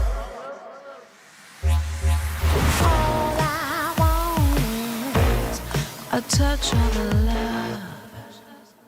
I've been reporting on all issues, big and small, from Andhra Pradesh, Telangana, rest of South India, bringing you all the action, all that you need to know, all that you want to know. The energy of Maximum City is infectious. I bring in that energy in our news coverage from financial capital Mumbai. India's IT capital is always buzz. It's literally a city that never sleeps. And I keep you ahead on all the Bengaluru buzz. Covering from the southernmost part of India over the last 23 years, I bring in-depth and 360-degree coverage from the Dravidian heartland. The land of Mishti is also known for its bitter politics. I have seen much water flow under the Howrah Bridge, covering Bengal in all its vivid colors. In a world of shifting power dynamics, India stands tall as a global force. Join us at the NDTV World Summit 2024, where Prime Minister Narendra Modi will unveil his transformative vision for the India century. Be a part of a summit of thought leaders and visionaries, shaping the world's future. NDTV World Summit, October 21st and 22nd on the NDTV network. Stay informed and entertained with the new and updated NDTV News app. You can watch all our channels live, listen to podcasts, read breaking and exclusive news from around the world and more. Download the NDTV app today and get access to the best journalism and storytelling on your smartphone or tablet. The NDTV app. News that matters to you. New day.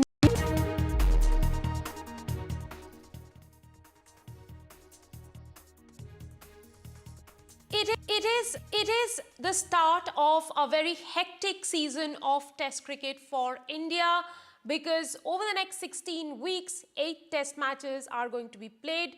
The first of them will be between India and New Zealand, that starts in Bengaluru on Wednesday. There is a cloud of uncertainty hanging on the test, and quite literally, because it's been raining in Bengaluru, so we don't know exactly what time the match starts. But talking about certainty, 2 things that the Indian fans can be certain of are Rohit Sharma captaining the test match and Virat Kohli powering India in the middle. Also, there is a newcomer in the vice captaincy seat, that is Jasprit Bumrah. To talk about how the next 16 weeks are going to pan out for India, and particularly the series against New Zealand, we are joined by former India cricketer, selector, and now entrepreneur who runs his own enterprise called Khelo More, Jatin Paranjpe. Thank you very much for joining us. Well, we'll have to talk to you about 8 test matches in the next 16 weeks. In that context, how should Indian team be preparing, or what would they be thinking at this moment when they start the test against New Zealand? Rika, thanks for having me. As you mentioned, 16 weeks and 8 test matches. If I was Gautam Gambhir, I would be praying that there are no fitness issues in these 16 weeks. I think that is a very, very crucial kind of factor for India. I think the journey actually started with the 2 test matches against Bangladesh. So it was 10 test matches which the Indian team setup would be looking at, analyzing. I think the Bangladesh test matches went really well. And I think now a good series against New Zealand in the offing, because all 3 good venues. I don't see the wickets turning from ball 1. There will be the traditional test match wickets which do a bit for the bowlers on the first day. The second and third day is the batsmen, and then the ball will turn. So I think all in all, a great preparation for India as they go into that first test match. I think around the 22nd of November in Australia. I think great prep for Team India. They will be looking to solidify their 11, barring one. And when I say barring one, that's Shami not being available. I think all in all, a good setup. You spoke about Shami, and let me straight get to that question of Mohammad Shami that Rohit Sharma also spoke about, may not be available for the tour of Australia. How big a miss then that will be for India? I think that is a massive kind of blow to India because Mohammad Shami is while everybody talks about Bumrah, they sometimes do not give Mohammad Shami as much credit as he is due. He's a class act, and if he's unavailable for the full tour, I don't think that will be the case. I think there could be a little bit of gamesmanship in the way India is approaching his situation as well. They don't want to kind of the Indian team wants to hold their cards close to their chest, but it will be a massive miss for India because with Shami, Bumrah, Ashwin, Jadeja, and I think they will look at Akashdeep as their 5th bowler, probably ahead of Siraj. But if Shami misses out, then it puts a big responsibility on Mohammad Siraj, because he then becomes the lieutenant in that bowling attack. So puts a big challenge in front of him, which I think he will be able to make a good fist of. Jatin, you very interestingly spoke about the workload management. You said if you were Gautam Gambhir, you would be worried about the fact that no one gets injured. Shami already in the sick bay. How important then is it right now for Rohit Sharma and his men to create a good bench strength of fast bowlers going into this long season of Test cricket? Yeah, I think they are approaching it in a very smart manner. If you see that every team squad announcement has a list of traveling Rika. So they have 5 or 6 players who are traveling with the team. Out of these 5-6 players, there would be 3 or 4 bowlers. The objective being that the squad of 16 will have a certain number of bowlers. So during the test matches, those bowlers from the squad should not be bowling too much in the nets. The travelling reserves will do the bowling there, and then local bowlers will also fill in. So manage the workload in such a way that most of the workload is done in the actual test matches and not in the practice sessions between the test matches. So I think very smart move by the BCCI on that.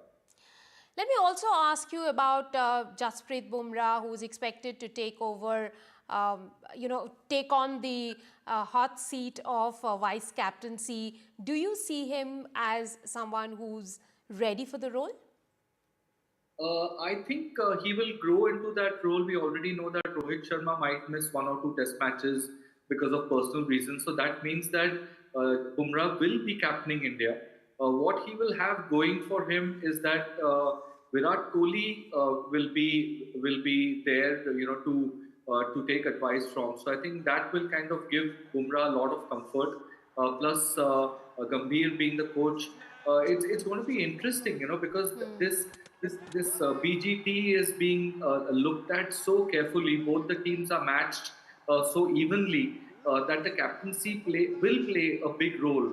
But I think they would have done a lot of situational awareness thinking in terms of passing on that that knowledge from Rohit Sharma to Bumrah. Bumrah's played under Rohit a lot for Mumbai Indians as well. He knows what kind of captain he is. Played under Rohit for India, obviously. So I think all in all, interesting times where these two teams are matched so evenly that any small slip up here or there could prove crucial. But I think it's a good learning kind of curve for Bumrah for the long run. Jatin, before we close the interview, I have to ask you about Virat Kohli. Lots of talks around him not being able to master spin bowling. 99 runs is what he got against Bangladesh. Your thoughts on Virat's form against spin? I wouldn't be worried about it at all. I think all this is just corridor conversation which is happening. I think Virat Kohli is a great player. He will. I think these 3 test matches will be the right setup for Virat going to Australia, because he will play a lot of spin there. We will have Nathan Lyon as well. So it's a great setup for Virat. And I'm just hoping he gets a start and goes into that Australian tour with some momentum. Because let's not forget, if Rohit is not around, then a lot of the responsibility falls on Virat from a batting perspective as well. And he is the guy who kind of loves these challenges. So all in all, just looking forward to Virat Kohli playing his natural game and batting for a few hours, because if he bats for 5 or 6 hours in 4 out of the 10 innings against Australia, then it's going to be interesting. It's going to be very interesting. Well, thank you very much, Jatin, for sharing us all those thoughts, and we look forward to a very, very interesting series of tests that are coming up now. Rika, thank you. Always good to see you.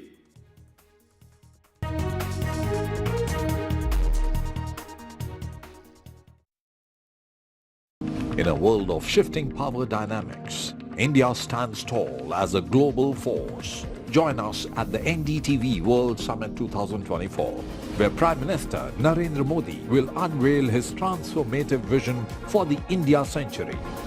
Be a part of a summit of thought leaders and visionaries, shaping the world's future. NDTV World Summit, October 21st and 22nd on the NDTV network. Stay informed and entertained with the new and updated NDTV News app. You can watch all our channels live, listen to podcasts, read breaking and exclusive news from around the world and more. Download the NDTV app today and get access to the best journalism and storytelling on your smartphone or tablet. The NDTV app. News that matters to you. I don't care for no songs and proses. I don't care for no sweet boys with roses. All I want is a touch of love. New day, new show, a new experience. Start your day with the news, not views. We bring you stories that matter and impact your life.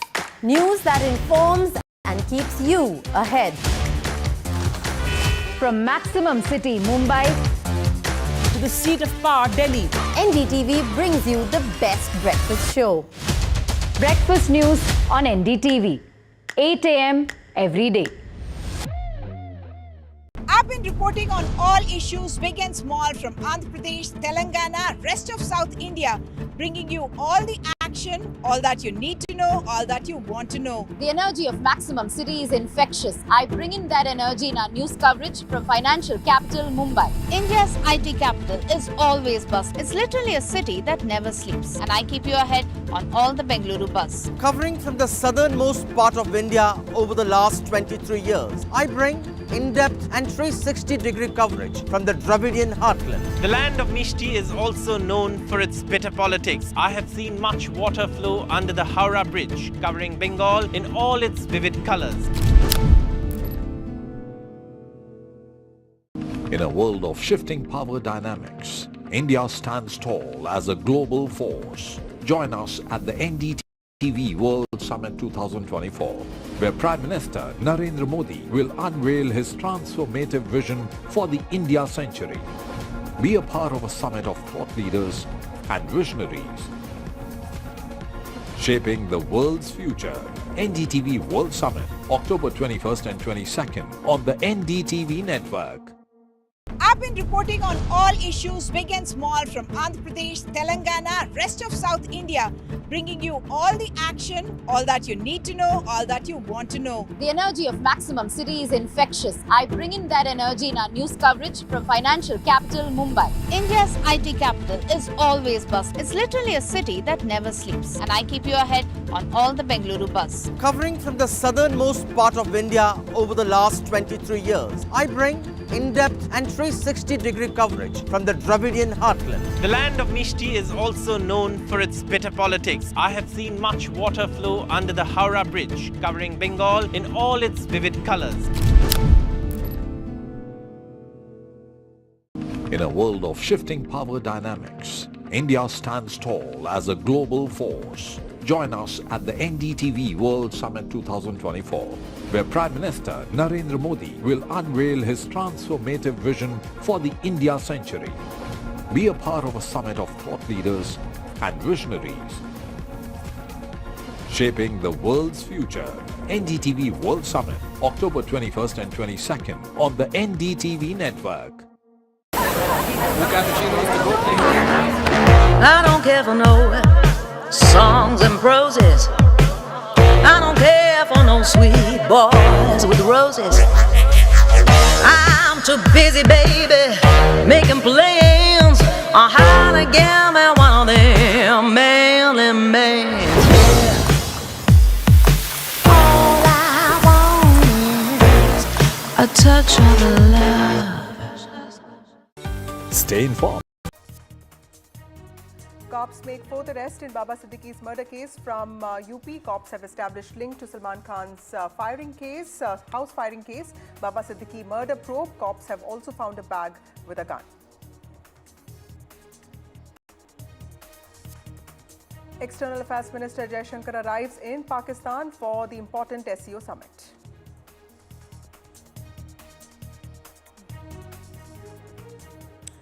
Well, the dates are out. Dates of what is being touted as the mother of all assembly elections, a state where the BJP faced a significant setback in Lok Sabha elections. Maharashtra will vote on the 20th of November in a single phase, and Jharkhand, critical for all political parties for its mineral wealth and identity politics, will be voting on the 13th of November and also 20th of November. A lot has happened in Maharashtra in the last 4 years. Two big regional parties, Shiv Sena and NCP, have split, while the BJP did have the numbers of elected MPs in 2019. It did not have a majority. Differences, of course, erupted within the undivided Sena and the CM's face, and Uddhav Thackeray, while he became the CM with the Congress and NCP, the BJP has always treated this as an inorganic, unholy alliance. But soon, Eknath Shinde led the rebellion, tables turned, and a new government has put in place. But in the Lok Sabha elections, the Mahayuti that had the BJP, Shinde-led Shiv Sena and Ajit Pawar-led NCP faced a setback. But Haryana elections have undoubtedly emboldened the predictions when it comes to BJP's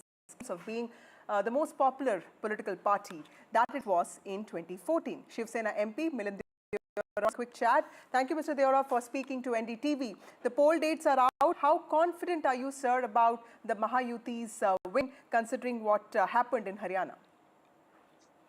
Well, I'm confident. I'm never overconfident. That's my nature.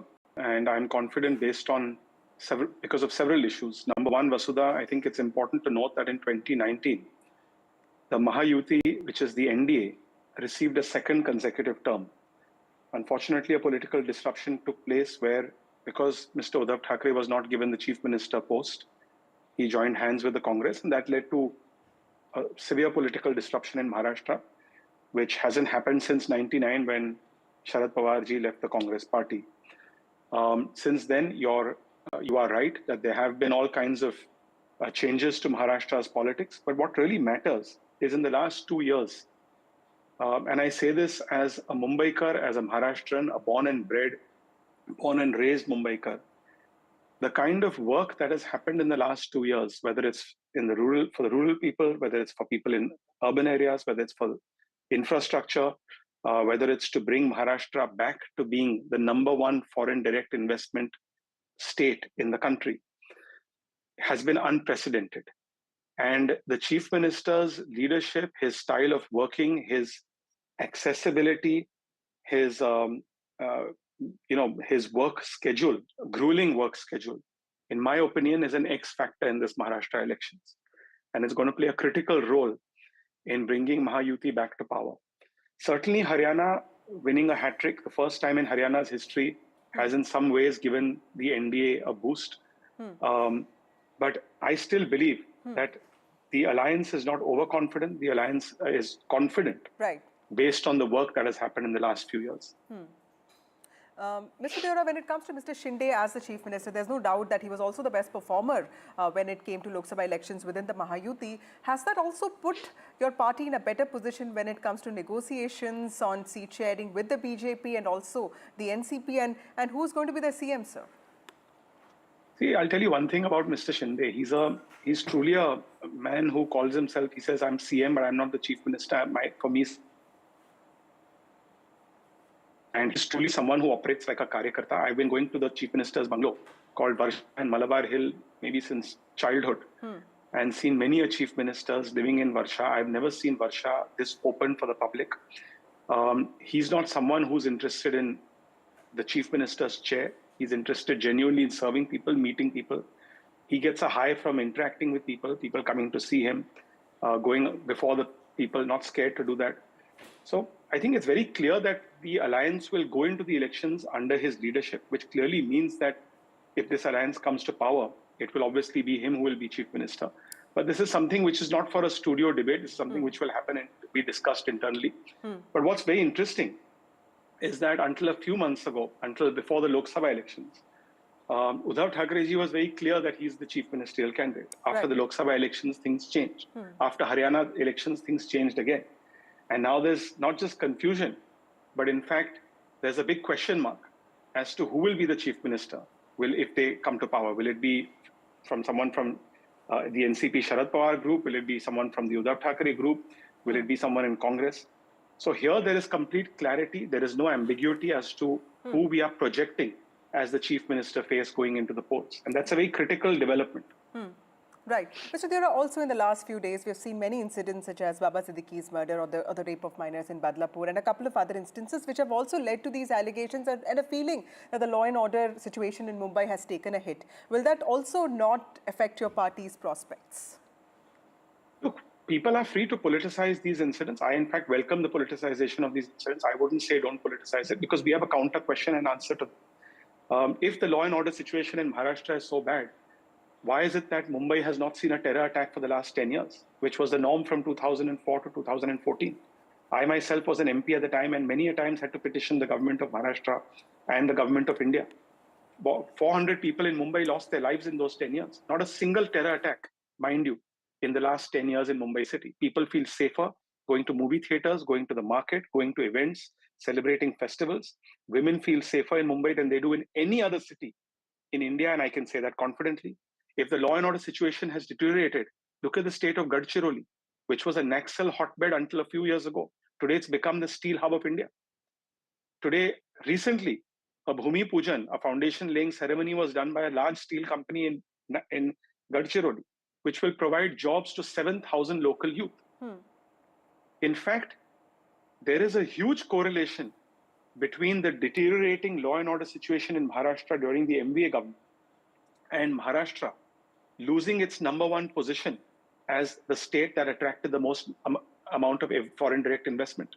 In fact, Maharashtra has traditionally been the #1 state to attract FDI in India.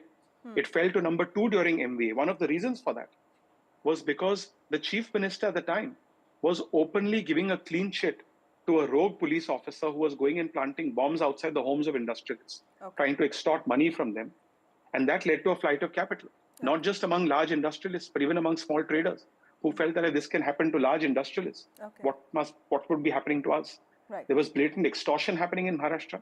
So I think it's very unfair for the opposition to make a claim that their law and order situation was better than this situation. Okay. This is a government which takes law and order very, very seriously.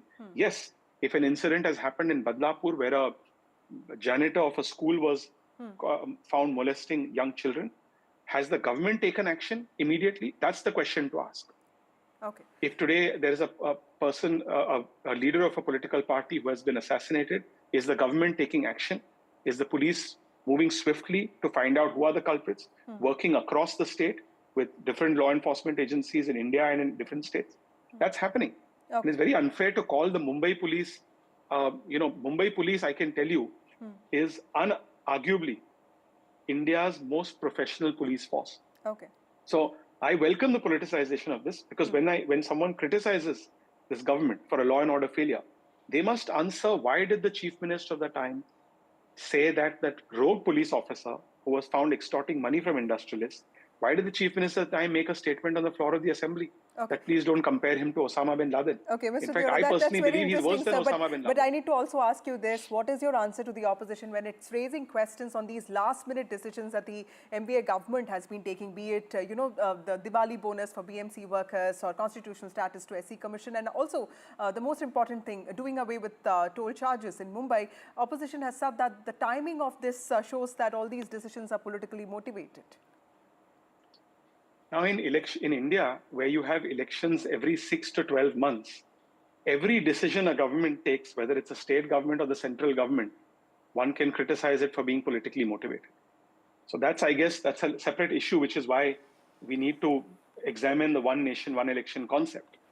But all of these are issues which, in fact, some of these are issues which the opposition was talking about.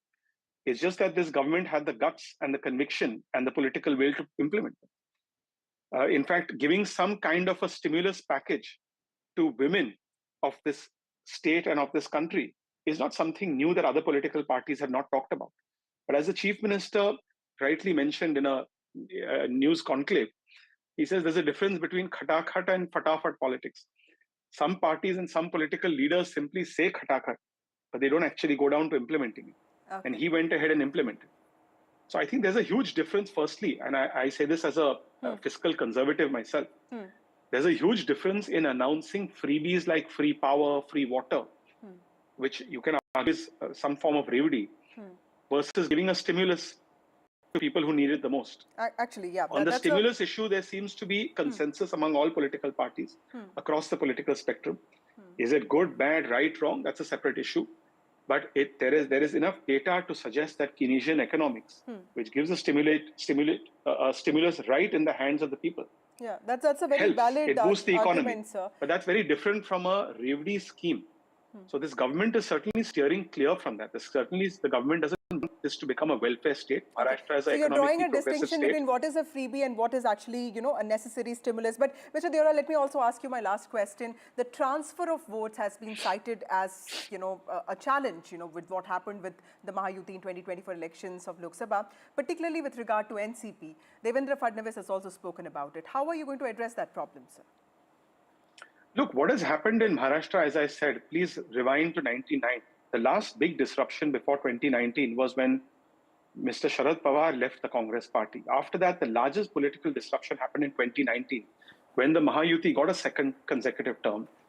But Uddhav Thackeray ji and the Congress came together unimaginable. As a result of that, what is very clear is that Uddhav Thackeray's core vote has clearly moved out. But Congress's vote, which is largely minorities, religious minorities, have moved to Uddhav Thackeray. So that's something which has happened. There's a realignment in Maharashtra politics. What will be the fallout of that? Time will tell. But there was also a fake narrative during the Lok Sabha elections that, if Narendra Modi ji becomes Prime Minister of India again, the constitution will be changed, reservations will be stopped. That fake narrative was debunked in Haryana. And the Haryana win, I think BJP did a good job of explaining to the Haryana voters that what was stated by the opposition was clearly lies, innuendos, trying to mislead the people. Right. And that is something which all parties in the Mahayuti and in the NDA will be very aware of it in the Maharashtra election. So there have been a lot of lies. You know, there are tons of lies that have happened in the last few months that I've been seeing. Right. Small thing I tweeted recently about the race course of Mumbai, which is going to generate 300 acres of public land, green spaces for the city of Mumbai. Right. The opposition was lying about it just till recently. And just yesterday, a decision was taken that it will remain a green space. Right. So there are so many lies which need to be debunked. Yes, I would say that the Mahayuti certainly has to be more aggressive in countering these lies, which it seems to be doing right now. But that happened during the Lok Sabha election. It did catch us unaware. But that will not happen in the assembly election, and I can assure you of that. Okay, thank you, Mr. Deora, and all the best for you in that fight. Mumbai and, of course, Maharashtra is all battle ready now. It will vote on the 20th of November. The dates were announced today, but there were also some very important takeaways from what the CEC, Chief Election Commissioner Rajiv Kumar, said today with respect to the claims of the Congress party with regard to working of the EVMs and the alleged malfunctioning of the EVMs. The CEC has countered all of that. Let's take a look at what he said today in that important press conference. The schedule for Maharashtra, this will be in single phase.